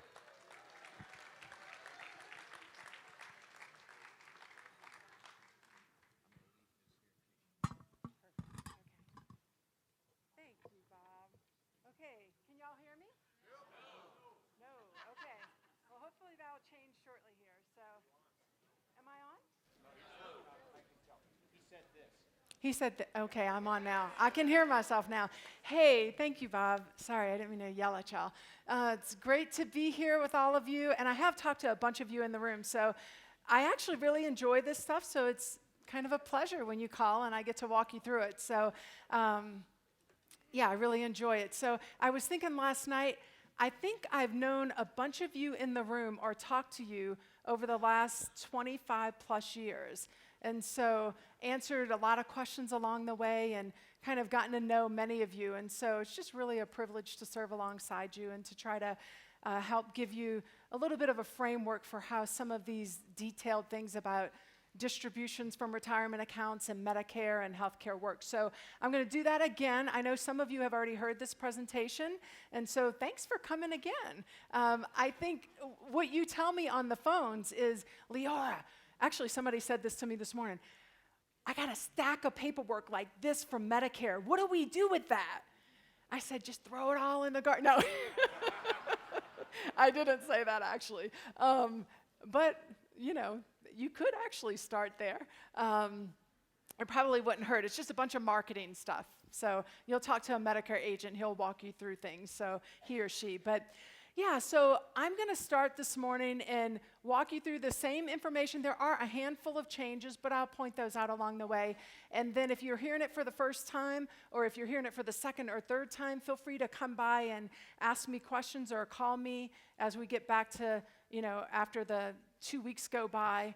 Well, I know the conference isn't 2 full weeks, but many of us aren't back. I'll be back in the office right after the conference, but I know many of you won't be. But call me or email, and I'll be glad to help you. Or there's some people on my team that will as well. So they can actually help you too. So you'll see this on your tables. There's a handout. It looks like this. I'm going to refer to this in about 10 minutes probably, but I'll tell you when I'm looking at it. So this is going to kind of give you a visual picture that you can take with you about Medicare and how to compare it a little bit to Cru's plan. But it's mostly Medicare stuff, but it'll help you along the way. So let me start with a little bit of information about, this was Bob's idea years ago. I'll give credit to Bob. He said, you should start out and tell staff what other questions staff are asking. It's a really good idea. So we put it into place. So these are the most common questions staff ask me about these topics, about retirement, what you do with the money, when you can take it out of your 403B or IRAs, and then your pension plan with Cru, if you still have one with Cru, and then your health care and Medicare and just options. What do I do? Can I stay in one? Can I get out of Cru's plan? So most common questions. When can I access my retirement money? So my goal is to answer all of these. Does the monthly $165 contribution that Cru is putting into the 403B from your benefits charge, as part of your benefits charge, does that end when I reach 65? I'm not going to answer them now, because then you'd all get up and walk out. Do I need to decrease my salary when I begin receiving a Social Security payment, for those of you who paid into Social Security? So I'll answer that. And then the big question that takes the most time, Cru's coverage or Medicare? If I paid into Social Security and I'm eligible for Medicare, should I get out of Cru's plan and go to Medicare? That's I think, the question that's most on everybody's mind when I'm talking. Are medical expenses reimbursable if I get out of Cru's plan? And I know some of you know these answers because I've talked to you before. And then my favorite is, what are other staff doing? Which is just always a favorite of mine. But in that vein, so, you know, I've said that Medicare and Cru's healthcare is going to be a big part of this presentation. So if you don't mind, you don't have to do this, But if you paid into Social Security and you've gone with Medicare, raise your hand so your other peers can see who's done that. So there's over 100 of you that have done this. But yeah, I just thought you could look around the room and see at the tables who's actually, made the transition or not. You can kind of talk to them and, well, they didn't say you could do this. I'm just saying this. But you could talk to them and ask them about their experience and, kind of see how it's gone for them. So I think most of the experiences are really good. Actually, I haven't really heard any that are negative. So that'll tell you a little bit. Okay, well, let's start with, I'm going to address all of you, or this presentation from those of you who are approaching 65 or maybe are already 65, that's okay. And then, we could change that, right? Or I'm also going to address, what if you're thinking about transitioning off of full-time staff, or that could be associate, affiliate, emeritus. I don't mean you've completely left staff. I just mean you're no longer full-time staff. And so I've put a little bit about those statuses. Part-time field staff, these are just high level. Phil Stump, who's sitting at the front table here, is going to tell you a little bit more about the statuses after this presentation. But I'm just going to hit on these very high level. But if you're transitioning to a part-time field staff, usually about 16 to 20 hours a week, your benefits when you transition to any of these, because you're no longer full-time staff, all of your benefits basically start to end.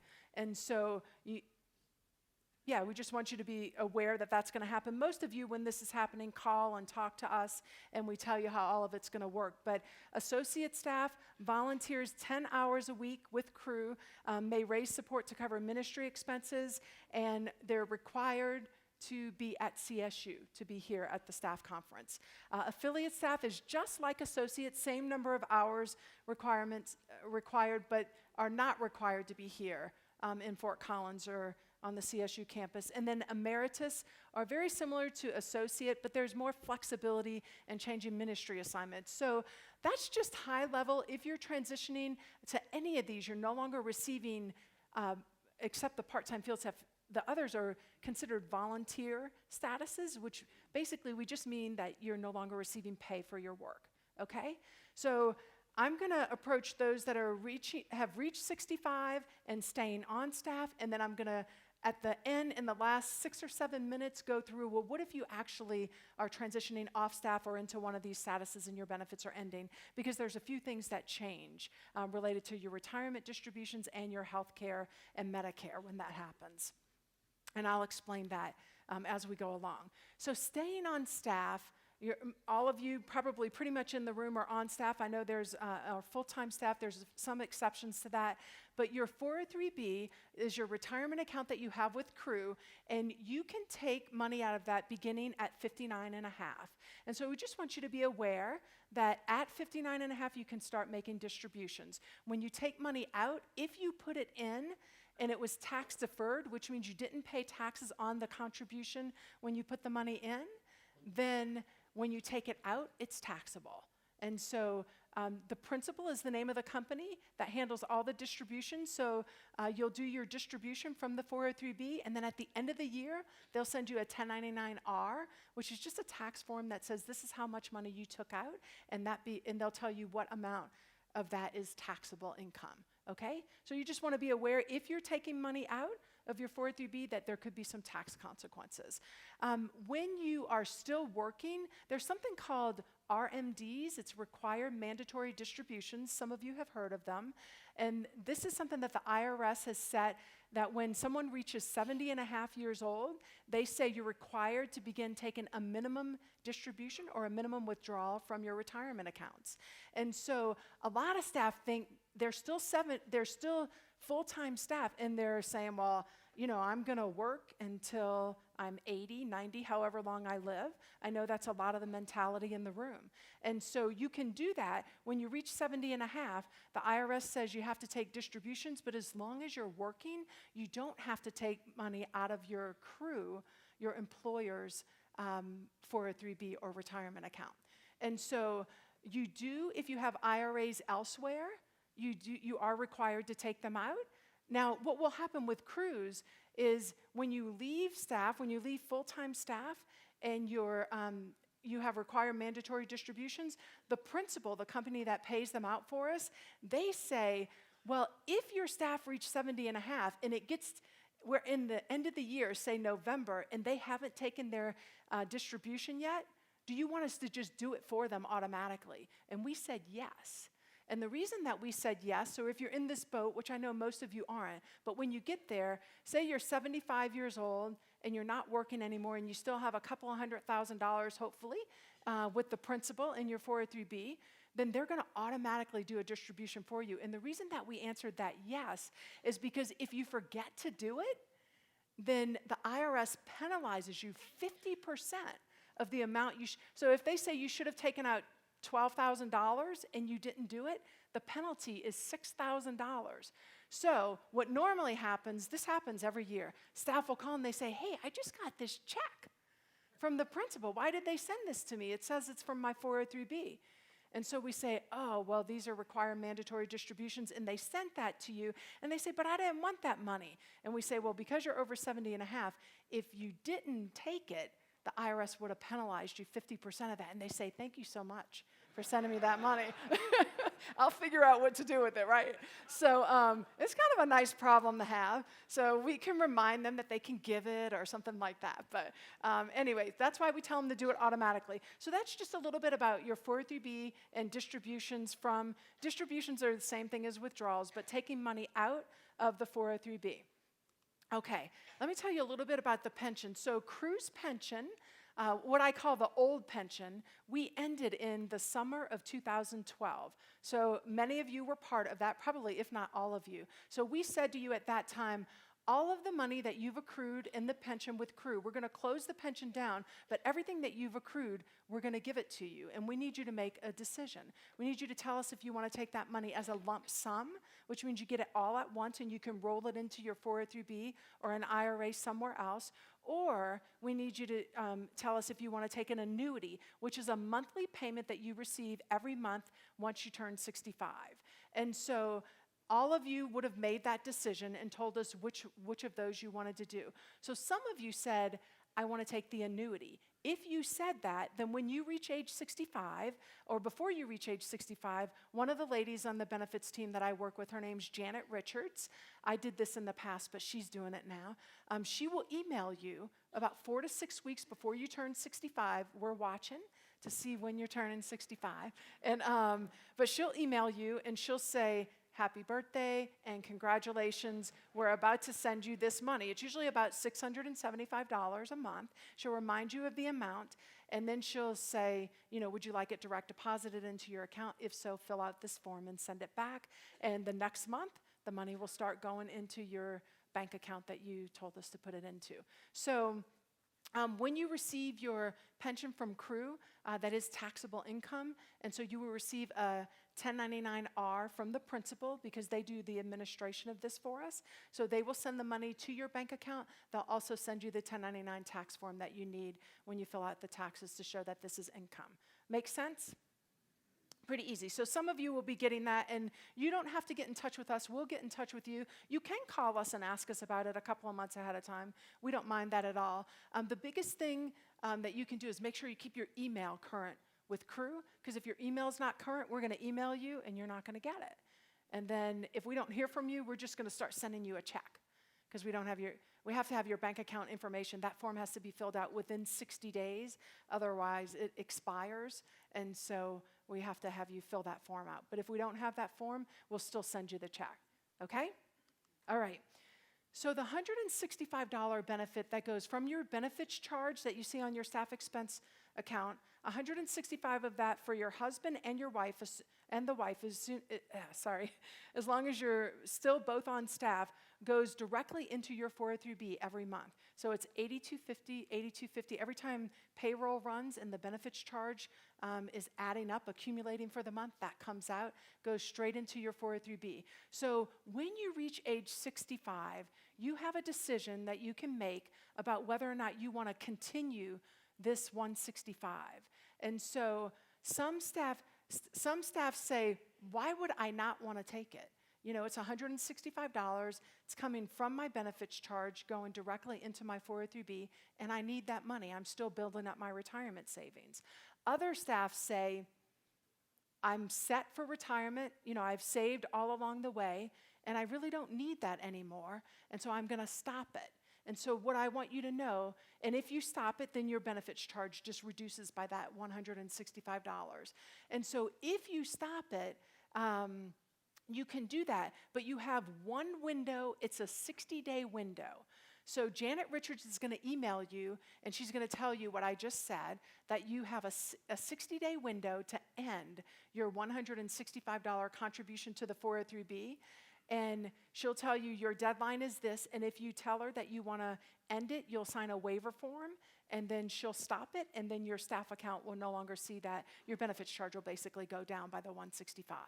Okay? So that's just something I want you to know. This only happens when you reach 65, and then the decision basically goes away. But some staff say, I don't know which one I should do. I have conversations, and so does Janet.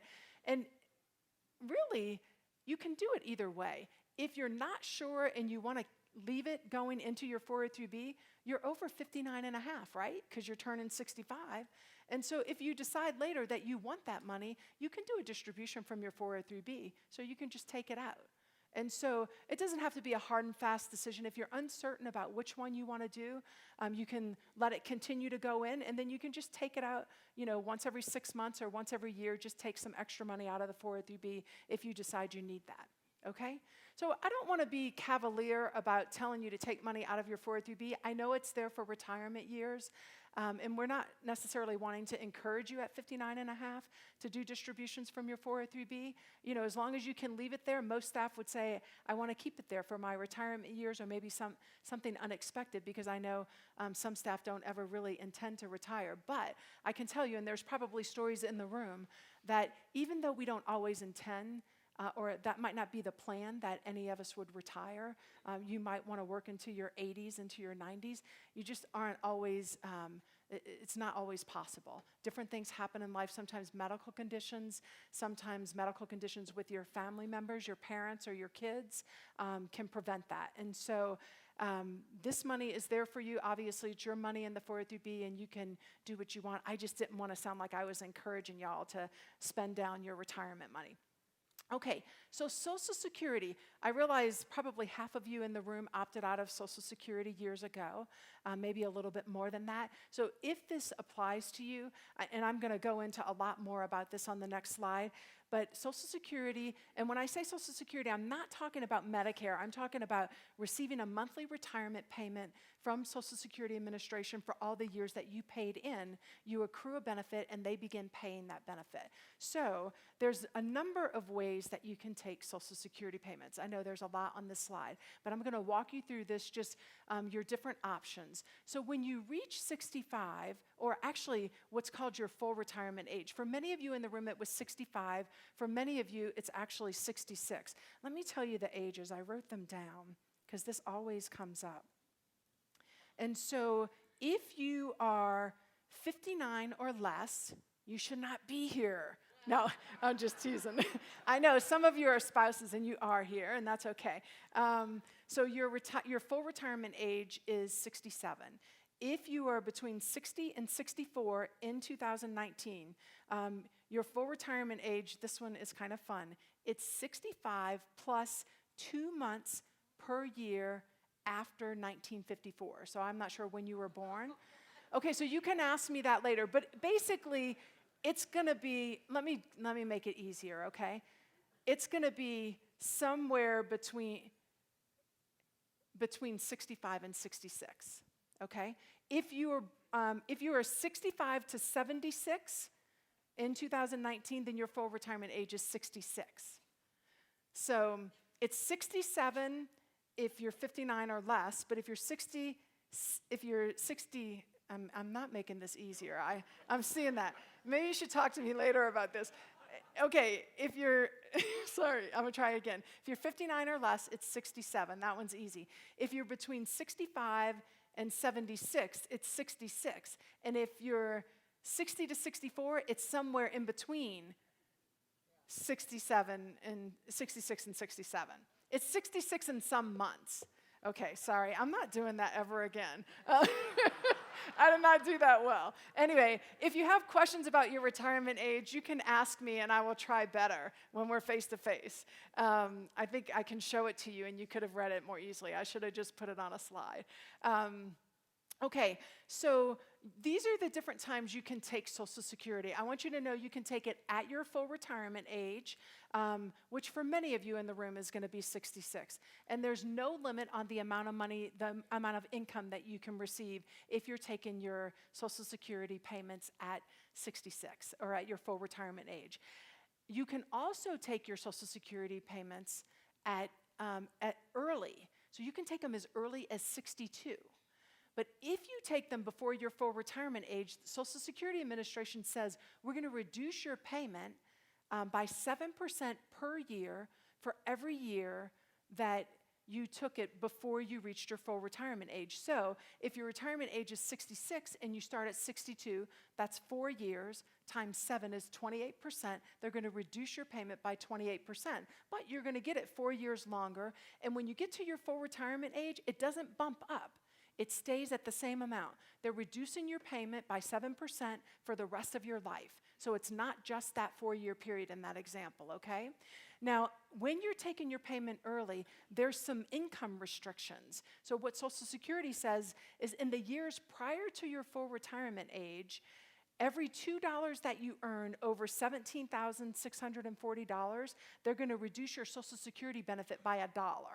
Y'all don't have to memorize these amounts. Just call if you want to do this, and I'll repeat these or I'll send you this slide. But in the year that you reach full retirement age, it's pretty generous. They say from January to the month that you reach your full retirement age, so your birthday month, for every $3 you earn over $46,920, then it reduces your benefit by $1. So, I mean, with Cru staff, most are not over this amount. 46,920. So my birthday's in April, so I would have to earn over $46,920 by April for this offset to apply. But anyway, I think the takeaway on this point is if you want to take your benefit early, you can do that, but they're going to reduce your benefit by 7%. And in the year that you reach, if you take it early, you just need to be aware that there could be some income restrictions, and it's to your benefit to try to stay under those if you can.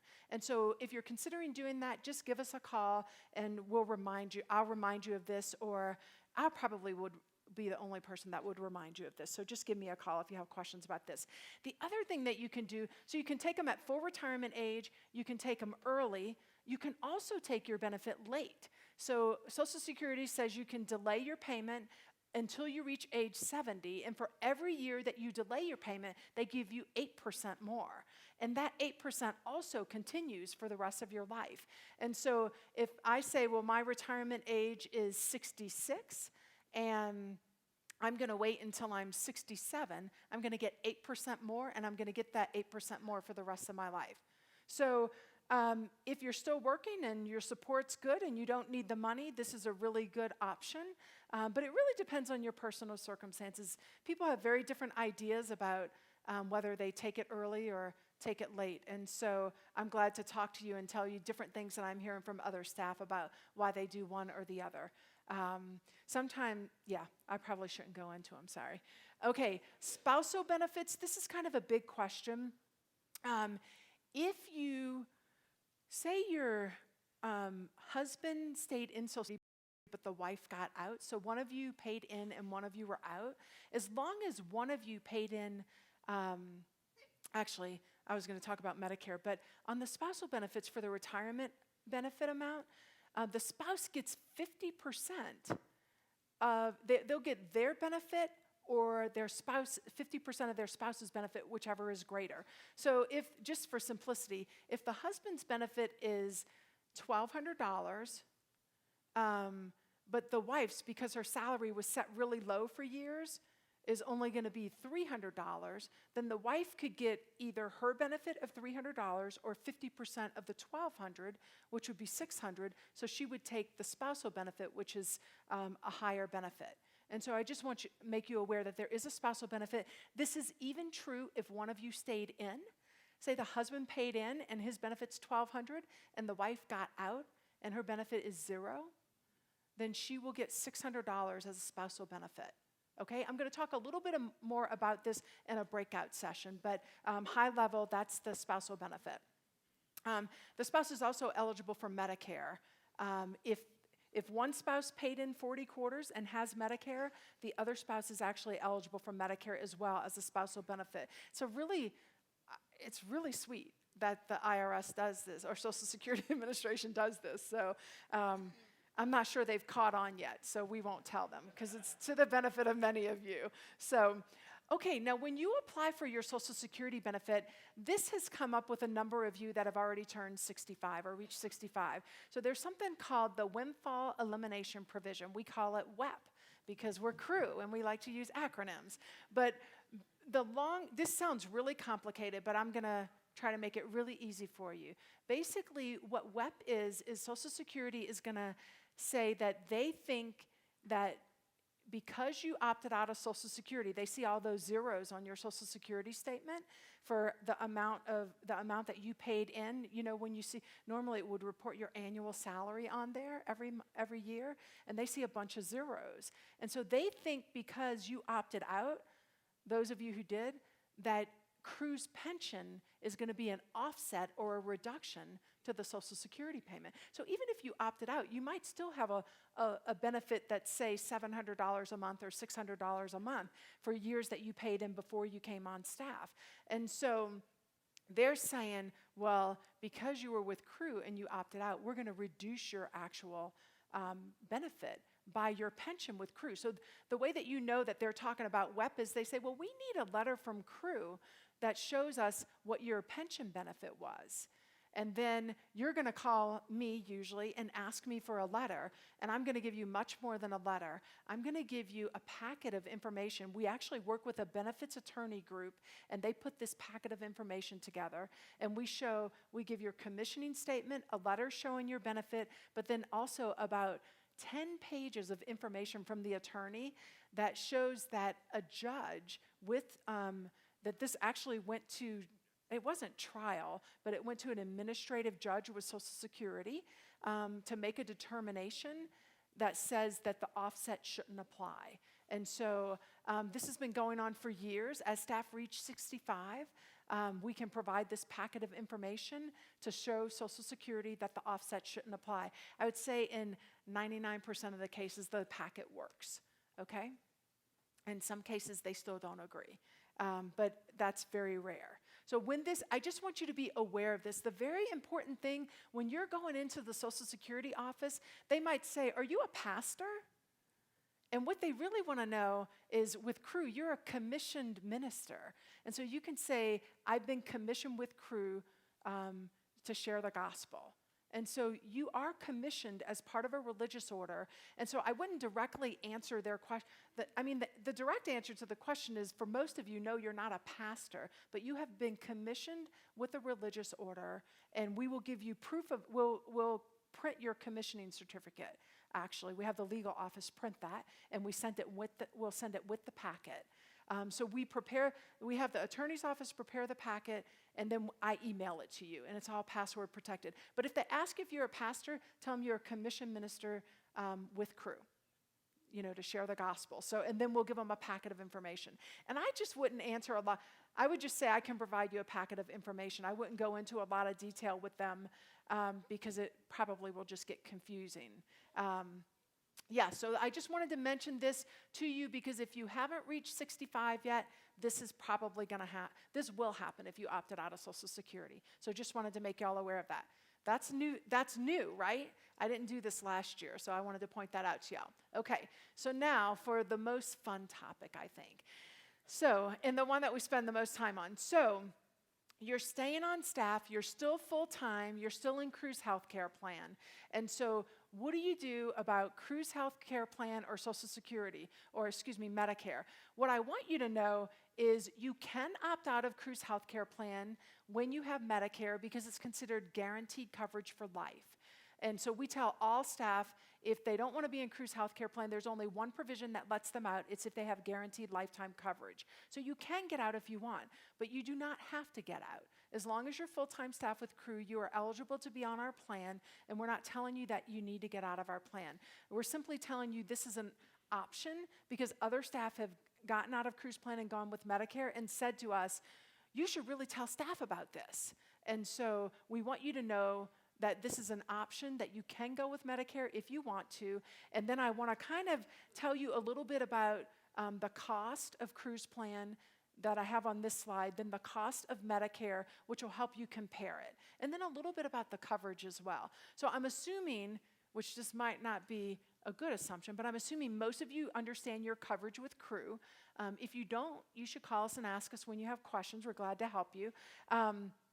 But that's what it comes down to, is you're going to compare cost with Cru's plan and with Medicare, and then you're going to compare the coverage with Cru's plan and Medicare, and then you're going to choose the one that's best for you, or the one you're most comfortable with. I would say is the one that's best for you. So these are the costs for Cru's healthcare plan. This is just good to know as we go into the cost of Medicare so that you have it for comparison. So I'm going to use $668 as the amount that you would pay for Cru's plan. This is, I know you're thinking, well, I don't know if you're all thinking this, but some of you are probably thinking, hey, my benefits charge is much higher than that.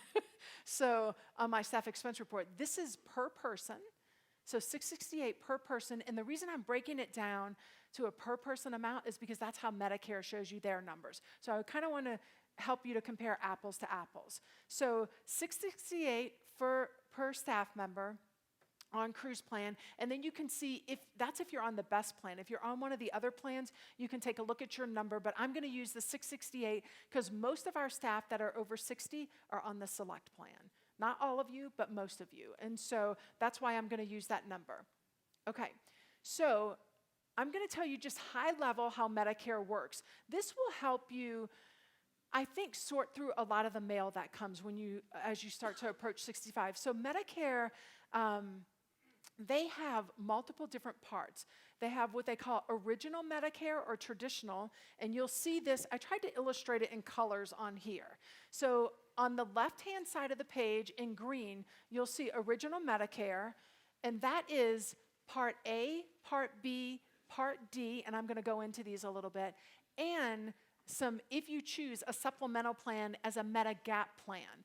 That's what original Medicare is. The other option is a Medicare Advantage plan, and a Medicare Advantage plan gives you coverage, all the coverages, not the same amounts of coverage, but the different types of coverages that are provided through A, B, D, and a Medigap plan. They seek to give you all those same types of coverage, but just in one plan, very similar to what Cru does. We have one healthcare plan, and it includes your healthcare, which includes your prescription. All of it is in one. You don't have to have a supplemental plan to it. And so let me tell you a little bit about, I'm rattling off all these numbers. So you can see on the piece of paper in front of you, original Medicare, Part A is hospitalization. There's a few other things that I put on there. Skilled nursing, home health care, and hospice are included in Part A as well. But Part A is known as the hospitalization for Medicare. It is the most expensive part of any healthcare plan, is typically the hospitalization component. Part B is what they call medical coverage. So that's your doctor's office visits, all of your diagnostic testing, x-rays, blood work, urinalysis, those types of things. And then after Part B, outpatient hospitalization is covered on Part B as well. So I have to go to the hospital, but I'm in and out within 24 hours. That's outpatient. So that's A and B for original Medicare. D, you notice you don't have any prescription coverage on A and B. So Part D is prescription coverage. Now, every state has probably over 50 prescription drug plans, and they're different from state to state. And so in your state, you'll have prescription drug plans, and you'll be able to choose from them, but you'll choose a plan so that you have some prescription coverage. That's Part D. Now, Medigap plans, so this is what I like to tell staff if I'm showing them this and I'm talking on email. I'll email this to you and I'll talk to you. I'll say, if you click this orange button, if it were a button, then it will show you, I'm going to come back to the screen. It will show you all of these different plans, which are Medigap plans, which I'm going to come back to this, and I'll tell you a little bit more about it. But that's what the Medigap plans are. Medigap plans are designed to supplement the coverage on parts A and B, not on D, just A and B. So they supplement your coverage. If you have hospital coverage and you have a 20% coinsurance, if you're on a Medigap plan, most of them pick up all or part of that deductible that you have, or that coinsurance that you have, meaning they basically get you to, some of them, 100% coverage, many of them actually. So you have A, B, D, which gives you a comprehensive health care plan for medical. And then you have a Medigap plan that supplements what's the percentages that aren't covered on A and B. Does that make sense? So I think this is when I'm talking, when people call, when y'all call me, I think this is the most, and I see lights go on when people hear this. Well, I don't really see them because I'm on the phone with them most of the time, but I hear lights go on, if that makes sense. They're like, oh, okay, that's how I can, that's what the Medigap plan means. So Medigap only applies to parts A and B. Now, Medicare Advantage plans, if you look on the other side of the piece of paper, the blue square, that's a Medicare Advantage plan, and it's $135. You pay your Part B premium. So Medicare Part A is, they say it's free. When you reach 65, it's free, but you paid into Social Security and Medicare your whole working career. So I say it's not free. You just paid for it for all of your working years. And then, but it's free to you when you reach 65. And then Part B costs right now $135.50. And then Part D usually runs between 20 and 40. I use an average of about 40. You can pay more than 40 if you get really good prescription coverage. If you have some specialty drugs, you might want to get a better coverage. So it could be more than $40, but I'll use 40. And then the Medigap plans have a cost as well. Now, the Medicare Advantage plan on the right, some staff go with these plans because they're a lot less expensive. So I would say they would be more similar in coverage to what you have on Cru's Best plan right now. If you're in a Medicare Advantage plan, it's $135 a month. That's your Part B premium, and that's all you pay in most cases. So there's a number of Medicare Advantage plans. These are usually the companies that are sending you all the mail. And what they're doing is they're saying, check out our plan and come with us. So Aetna, Blue Cross Blue Shield, United Healthcare, Humana, in Florida, Physicians United plan, and there might be different regional plans in the state that you live in, and they're sending you mail saying, hey, we want to let you know, we know you're about to have to make this decision, and we want you to choose our plan.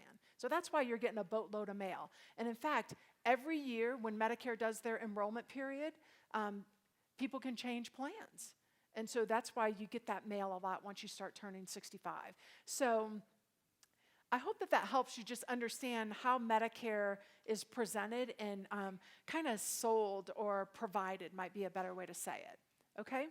So now you can see if you've paid in 40 quarters for Medicare or even over 30, but definitely over 40, your Part A premium is free. And so I showed you the $668 is what Cru's coverage cost, and that does include dental, which many of these plans do not include dental. Some of the Medicare Advantage plans do include dental, but for the most part, Medicare is not going to include dental, and so you want to factor that in. But $668 for Cru's plan, which does include dental. Dental, we would say the cost of it is about 10% of the cost, so about $66 a month is your dental. But $668, or you can go with Medicare. If you paid in, Part A is free. If you didn't pay in most cases, Part A is $427 a month. Part B, but say you paid in, Part B is $135. You pick up some prescription coverage for $40. You're at $175. So you're going $175, $668. This is why this has become popular. Why this talk, I think, has become popular, and these questions have become popular. The staff are going, well, should I just go ahead and go to Medicare? And you saw many, and over 100 staff probably in the room have made that decision and moved to Medicare. So the coverages are different, but the Medicare coverage is good. And I want to show you the Medigap plans because I think they can be really compelling in the decision. So I'm at about $175 if you go with Medicare. But if you're on the left side of the page as you look at it and you're in original Medicare, you can choose to go with you can choose a Medigap plan as well, which a lot of staff tell me, well, my friends are telling me if I go with original Medicare, I have to choose a gap plan. Well, you don't have to choose a gap plan, but you leave yourself, I think there's a lot of exposure if you don't. So I would say in general, your friends are right if you're in original Medicare.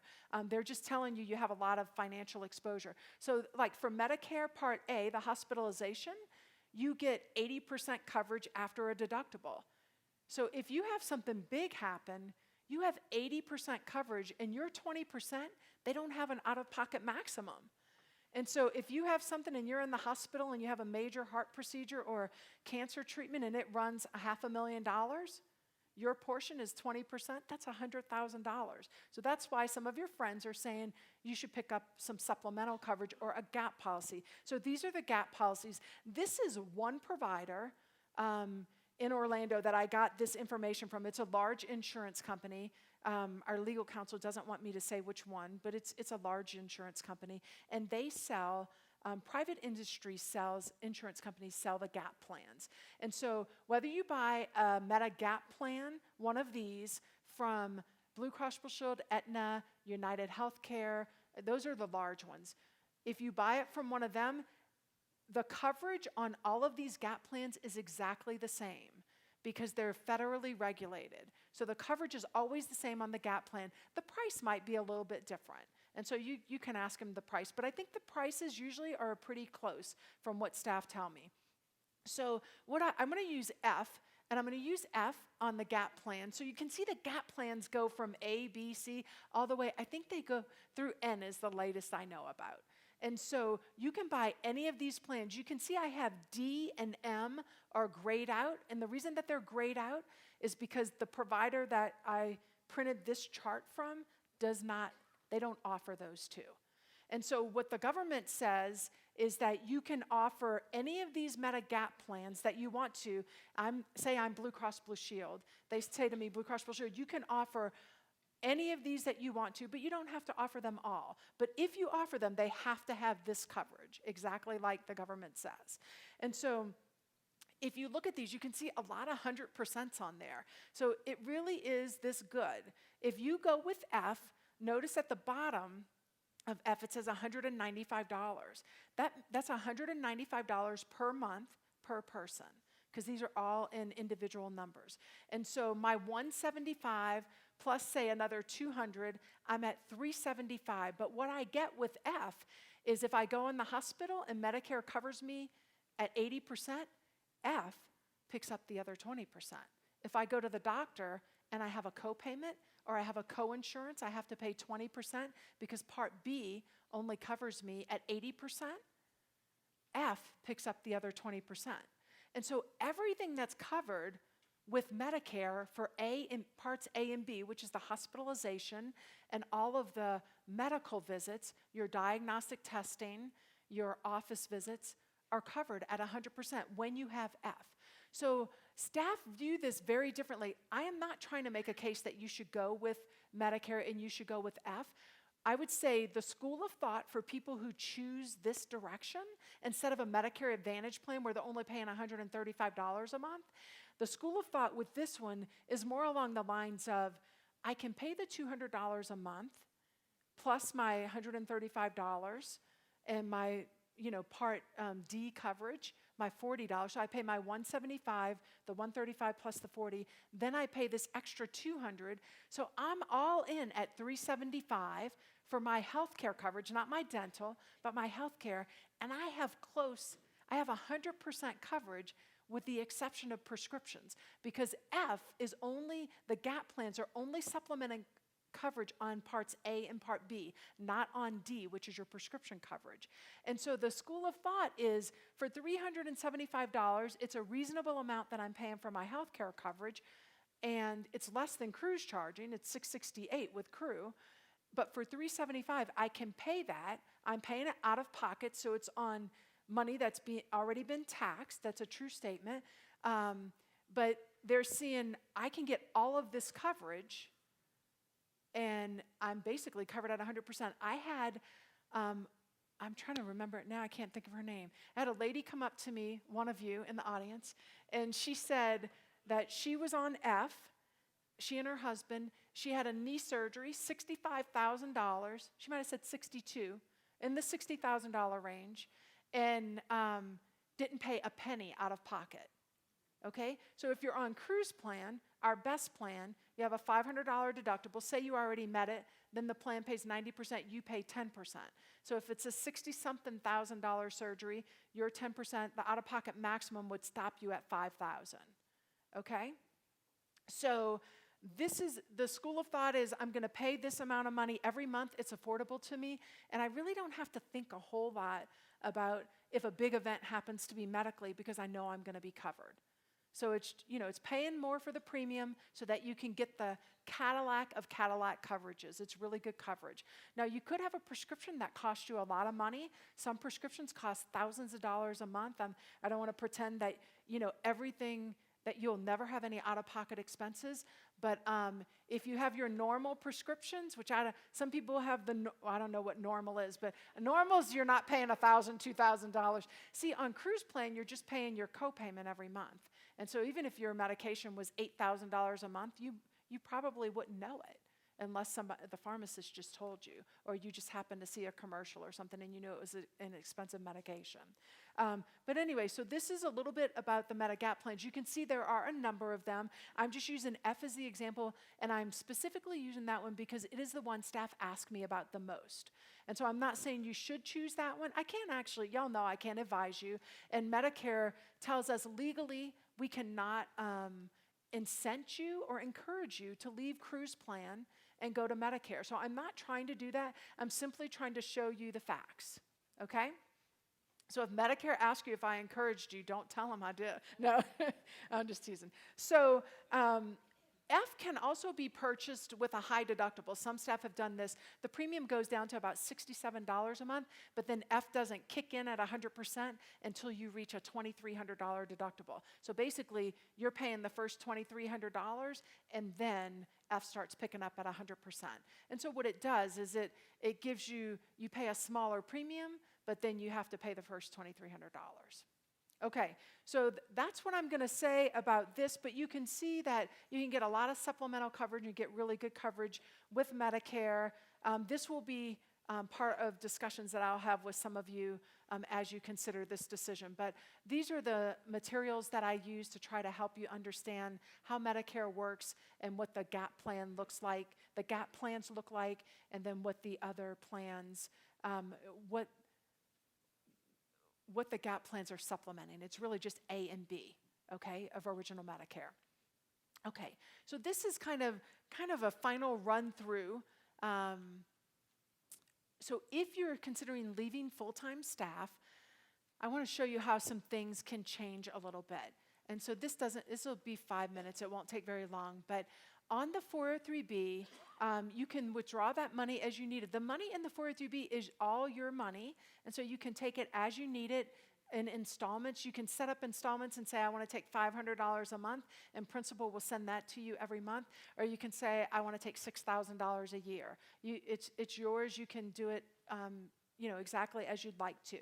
A big thing that I want to tell you about the 403B is if you have money in Cru's 403B, which I would say you all do because of the $165 that's going in there, and you have been approved for MHA at any time when you're on staff, even if you haven't completed your IBS classes, as long as you've been approved for MHA, when you retire, so you're not working anymore with Cru here, or you might be still doing some volunteer ministry with Cru, but you're not being paid by Cru anymore, then you can take money out of your retirement accounts with Cru, so that's the Cru 403B, and if you have the annuity payment coming to you from the Cru pension, then you can take your MHA and use it, you can claim your MHA against those distributions that you're taking from your Cru retirement account. So if you have your money in an IRA somewhere, if you rolled it all over, that's no longer an option. The IRS says you can only use your MHA against a Cru retirement account because they see it as deferred income or deferred compensation. So basically they said the whole time you were working for Cru and you were earning money, you were putting this money aside, you were deferring it, and now later, even after you retire and you can take the money out, we're going to see that as compensation from Cru. You just deferred it, and that's why they let you take your claim your MHA against that. And so what that looks like is, say your MHA was $15,000 when you were on staff, and you could take the $15,000, the greater of that, your approved amount, or your expenses. And so now your mortgage is paid off, say after you're 70 years old, and your expenses are only $5,000 because you have taxes and insurance and other things that you're using that you can claim that are part of MHA, then you can take that $5,000, you can take a distribution from your 403B, and if you put it in as tax deferred, which means when you take it out, it would be taxable, you can claim the $5,000 MHA against that, and it's all tax-free. That distribution, not your balance. So if your MHA and your expenses were $5,000 a year, you could essentially take $5,000 every year out of your 403B and it would be tax-free. Really sweet benefit, right? So if you are husband and wife and the husband has the MHA, you might want to talk to Debbie Jacobs, who works on Phil's team, and ask her about the wife signing up for MHA as well and getting approved, even if she doesn't take it, getting approved for it, so that if the husband goes to be with the Lord first, the wife has the benefit of getting MHA to take the money out of the retirement account and get the tax benefit of that. Okay? So I just wanted to tell you all about that. I mentioned earlier, if you retire, you're no longer full-time staff with Cru, and so you're in a volunteer status, maybe affiliate or associate or emeritus. You take money out of your 403B when you reach 70 and a half, distributions they're mandatory. So the IRS says you have to start taking money out of your 403B, and they have a specific amount that they want you to take that the principal calculates for you. Yeah. And so, but the distributions do become mandatory. The pension, it's really no different. Even if you've left staff when you reach 65, it starts at usually the month after you reach 65, and you'll receive that payment for the rest of your life. And then one other screen, maybe one more. If you're leaving, when you leave Cru staff, if you're at least 60 years old and you have 25 years of continuous service with Cru, then you can buy Cru's retiree coverage. So that's available to you if you opted out of Social Security. You can still buy Medicare, even Part A. You can buy it. It's expensive. It's $427 a month just for A. But I was talking to somebody in the room that told me that they did that. When they reached 65 and they left staff, they went ahead and bought Part A with Social Security because they thought the coverage, or with Medicare, because they thought the coverage was really good. But as far as the coverage that we offer on the retiree plan, it's the exact same plan that that active staff have. So the plan that retirees have today is the same plan that all of you have when you're on Cru's healthcare plan.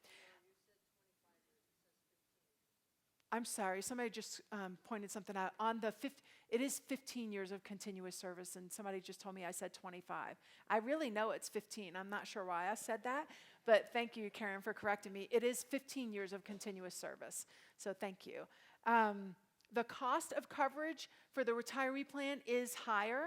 Right now on the Select plan, it's $826 a month, and that's coverage for one person, and that includes life insurance, $25,000 of life insurance.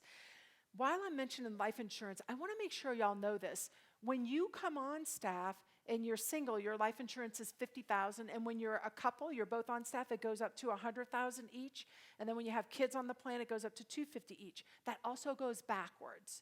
So it's the policy that we have with Cigna. This is the way it's written. It says, so when you're a staff couple and you're both on staff, you each have $100,000 of coverage, but when one of you goes to be with the Lord, then that widow or widower is now back at $50,000 instead of $100,000. So the $100,000 paid out to the widow or widower when their spouse went to be with the Lord. And then the widow or widower now has $50,000 again. So I just want to make sure you're aware of that, just for knowledge, so that you know that that's happening and you can plan as you need to. That's very common in the insurance industry. The basic idea is when you're a couple, your spouse is depending on, you have income you have two sources of income, but when you go back to being a widow or a widower, then there's not somebody else that's depending on your income. With Cru, the beauty, it's a silver lining, I would say, maybe not a beauty, but when your spouse goes to be with the Lord, you can actually increase your salary to cover those differences, which out in I call it the real world, that would not be the case. If you're both working somewhere and one of you goes to be with the Lord, you just don't get the other person's salary anymore. Okay. Medicare, I'm not going to go into it again, but Medicare becomes, if you're retired and you're on Medicare, they become your primary carrier.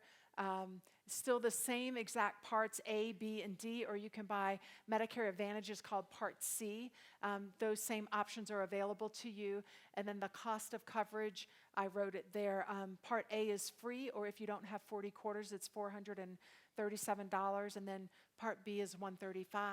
Part D is $40.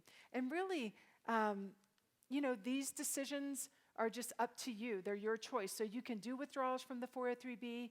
Once you retire, they are mandatory at 70 and a half, as I mentioned.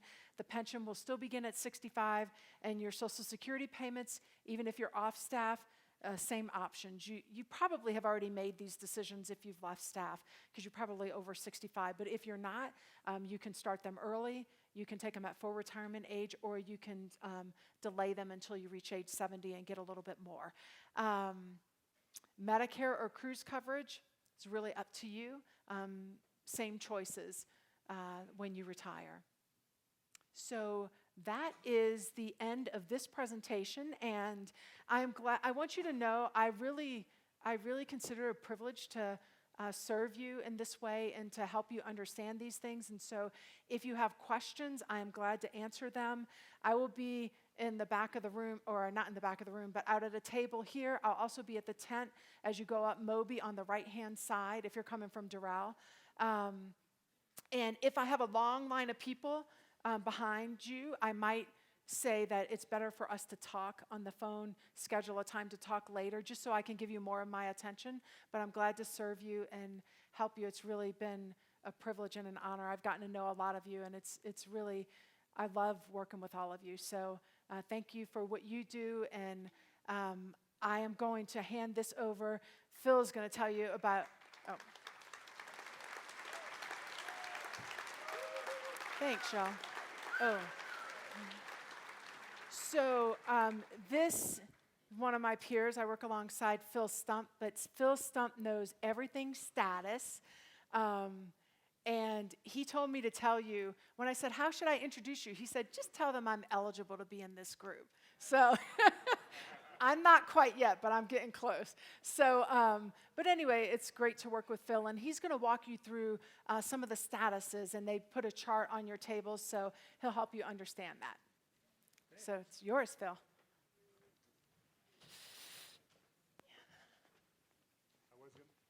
Do I have the right mic? Do you want me to switch, Angela? Sorry. You're not here, Andy. Would you like me to try the other one? Is that one any better? That one works. Great.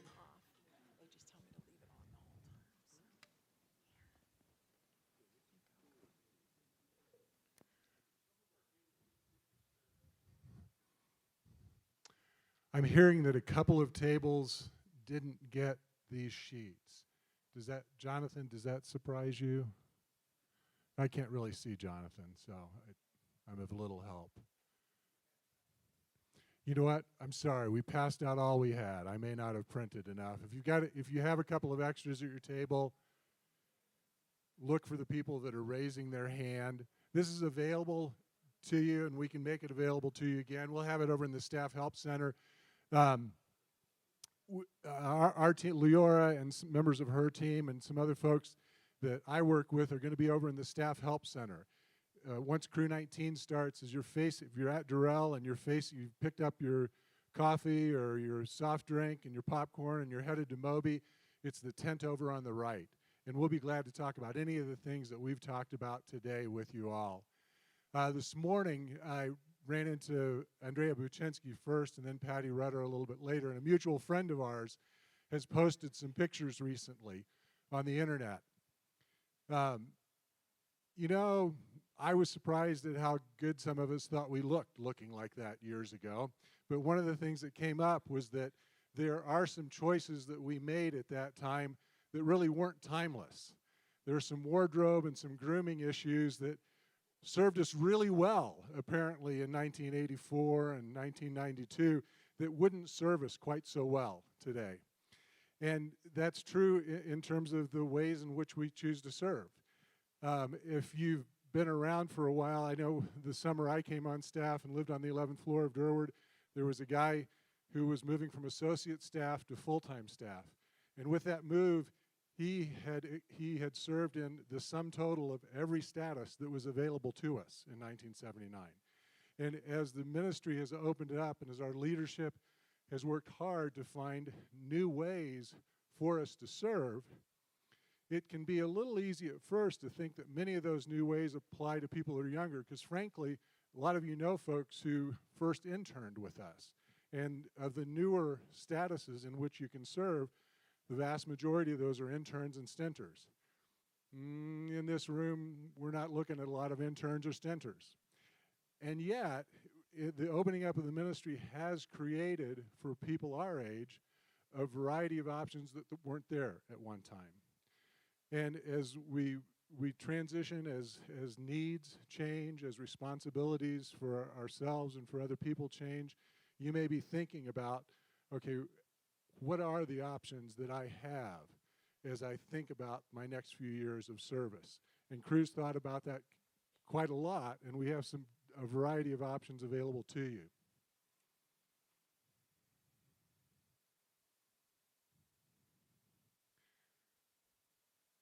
You won't see everything on this chart that's available, but we've reduced it to the ones that are most likely to be of interest to you. I'm going to point out about 5 things quickly. You can read everything yourself. It reads basically from top to bottom, from full-time staff to spouse-on, spousal affiliate, part-time field staff, associate, affiliate, volunteer, staff emeritus, and self-supported staff. Just read it from top to bottom and it'll give you everything that you want to know. The questions that frequently come up are about pay. Of these statuses, there are 3 that are paid statuses. You'll see at the bottom are the regular full-time staff status, spouse-on, spouse-off, or spouse-on, spousal affiliate, and part-time field. The next question that frequently comes up is, what are the statuses where I can still receive services, where I can be connected to the ministry, I can use a ministry card possibly, I have access to the staff web, to the tools that are on the staff web? Well, those would be the volunteer categories that you see to the right, the 5 categories to the right. All of those are volunteer positions. There's no pay in those positions, but we provide you services in many of the same services that you have as full-time staff today, you would have as a volunteer in any of those statuses. The one thing that I want to highlight here is, and this is I would call it a misconception, because if I understand the category from its inception, it's always been true that while as staff emeritus, if you're over 65 or if you reach 65 and you've served with us for 25 years or more, you can qualify to be staff emeritus. If you continue to meet the qualifications to be in the religious order, you can be staff emeritus and be a member of the religious order. However, you do not have to be in the religious order to be staff emeritus. For most people, the most common issue that would cause a person to not qualify for the staff emeritus position is if they took employment outside of Cru. So you can take employment, be staff emeritus, take employment outside of Cru, and still be staff emeritus. We can talk more later. The next question that commonly comes up is about benefits, and Leora has just gone through those with us. There are 4 in which you either will or can still participate in our benefits plan. The 2 on the left, as a staff member or a spouse on, spouse off, you would still participate in our benefits plan. As staff emeritus or as self-supported staff, you at that point could qualify to be to purchase our retiree benefits. And that was the button I was told not to click.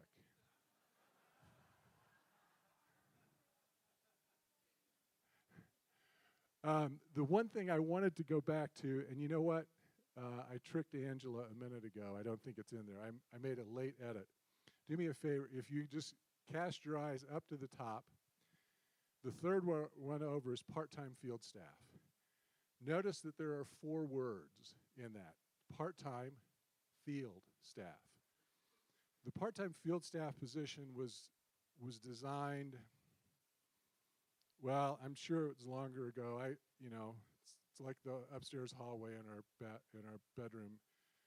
A couple of years ago, my wife wanted to repaint it, and Jane said, "Let's repaint this." And I said, "We just repainted it 2 or 3 years ago." And she reminded me it was, like when our youngest child was in 3rd grade, which was, thanks for laughing, because now I know it wasn't just me. So part-time field staff's been around a little longer than I'm probably remembering, 8 or 10 years at least. But it was designed with a relationship to our religious order. But part-time field staff are not a member of the religious order, which is one of the reasons part-time field staff can't take MHA. Part-time field staff do pay into Social Security. But there are some advantages that we were able to give part-time field staff. For instance, the ability to take short paychecks if needed. That we were only able to do in this relationship to the religious order. And to have that relationship with the religious order, it has to be field ministry. And the definition for field ministry in this case is our primary work product, which is direct evangelism and discipleship. And I realize, without casting any aspersions on the value of what anybody in the room does, it's not about the value of what's done. It's simply about a legal requirement that we have to fulfill. So if you were going to work as part-time field staff, just know that it would have to be in direct evangelism and discipleship. There are a variety of options here for you, and I'm happy to talk with you more about many of them. But the next thing I wanted to say before I pass this on is just that your next conversation, if you're thinking about different options, really should be with your LDHR or your PNC leadership. Because even though things may have changed in terms of what you would like to do, it's possible that the work responsibilities that you currently have can't necessarily be done in all of these categories. Some may work, some may not work. And so the next person to loop into this conversation would be your LDHR leadership. We want very much to provide you the kinds of services that you will need to have effective ministry throughout the rest of the days that God calls you to work with us. And we'll be glad to work with you and your PNC leadership to find just the right spot for you to do that. Bob?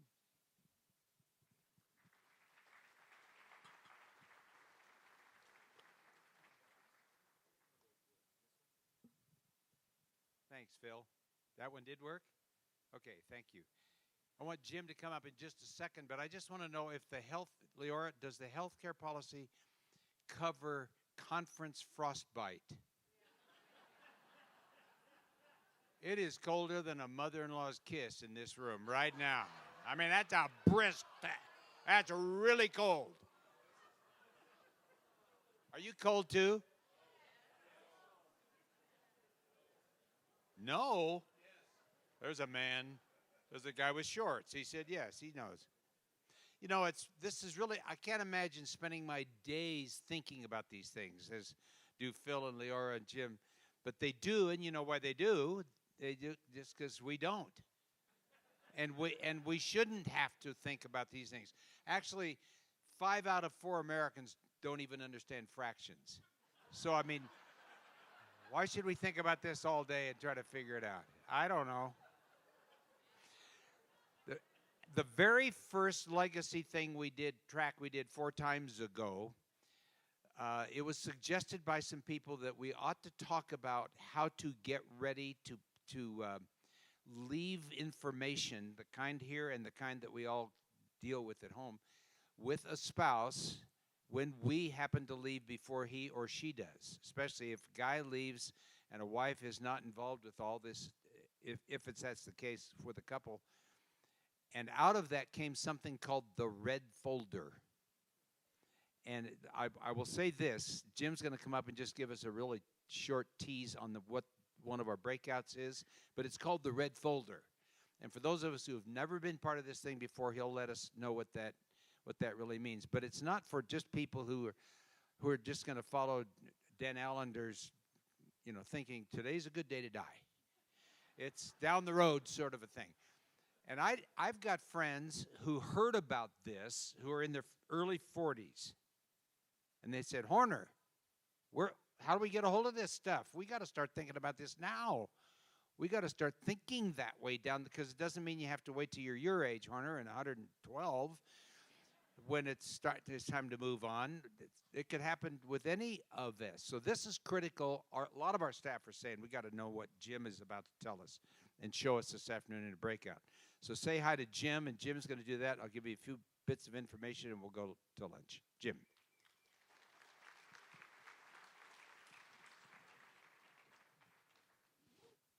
Well, this afternoon we've got a couple of different seminars for you. One that we've done part of it before, and that's the one I'm doing on the red folder. And, for most couples, there's one of you that has tended over the years to gravitate towards being the financial person. You may be gifted in that way. You may have been defaulted to that role. But that's kind of your role in the family. And your spouse is thrilled to let you do that. Well, if that's the case, then if the Lord so chooses to take the spouse who is more of the financial administrative spouse home first and hasn't prepared well for their spouse, it can leave their spouse or their children in a difficult position. And so we created the red folder as a tool where you can bring together almost all of the information relating to your finances, to your banking, to your taxes, and to have it be essentially a gift for your spouse to help them in that transition. We've added this time to that part of the seminar something called 5 Wishes. It's a tool that is designed as a living will, but it's not just a living will as we might think of it kind of from the medical side. It deals with the medical side, but it also deals with some emotional issues, spiritual issues, family issues. It's a legal document. We've got copies of it for you, but it's just to help you be preparing for that really short last segment in life and preparing well for it. The other seminar Leora's going to do, she's talked a lot about Social Security, but there's a process that you go through in applying for Medicare and a process that you go through in applying for your Social Security pension, if you will. And there's lots of questions about that, and the process can be a little bit bumpy if you don't know how to navigate it. Well, she's going to walk you through how to navigate that process. So we're going to do each seminar twice. They're going to be around the corner and down the hallway. So we'd love for you to be able to come. So we'll do them twice, and I'll do one, Leora will do the other. All right. Perfect. Isn't that good? That's so good. There's also on this screen, can you put that back up in there? I love that screen because it tells me what I can tell you. Jim, red folder, North Ballroom. And he said it's around this way. Literally, we go out these doors when you're done with lunch, and you just keep turning left. And you come to the North Ballroom first, which is right back in here, and then the Cherokee Room is just beyond that. And we hold them twice because last time we were together, when we did it just once, it was way too little room for that. So we're doing it twice, and that way we can go to both of them if we choose to. Then this afternoon, and I'm going to show you a quick 1-minute video on this, but there's something we call, or is being called, the Envision Pathway. And this afternoon at 3:30 in this room is sort of an appetizer. Boy, you say the word appetizer with Cru staff, we'll all be here. That means a free meal. Are in here to understand more of what I'm going to show you on this video so that you know where that's headed. There's information on our tables. It's all about being coached. Follow that along to this, plus this card that has some of the information about in a couple more days where this is going to be discussed when we're together for the major conference. Here's the video. When it's done, I'll dismiss you to lunch.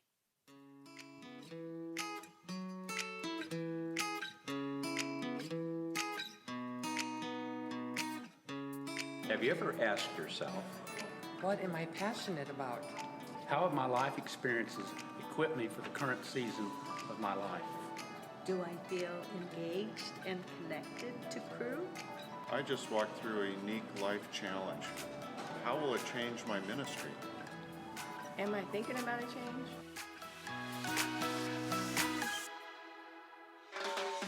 We all want to be heard, known, valued, and affirmed. Envision Pathway is an opportunity designed with you in mind.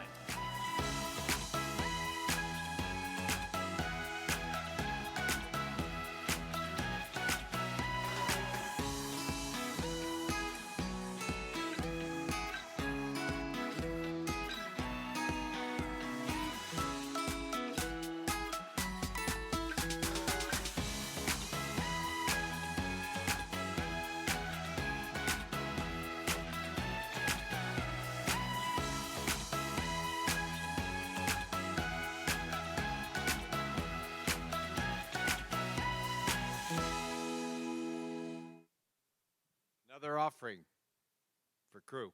And for 55 and older, that's those of us who are saying, I'm kind of wondering if I should redirect, re-angle, reposition, whatever.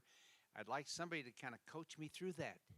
And so 3:30 this afternoon, stop by and get a little more information. Lord, thanks for the day. What a great day you gave us, both outside and inside. And for the chance to talk about things that matter for an entire day. And over lunch, we pray that this will be a great time to do the same, and we're grateful for that too as well. Thank you. In Jesus' name, amen. Buffet tables out there. Come bring it back in here. Enjoy your stuff. And then at 1:30 is the first round of our selected seminars.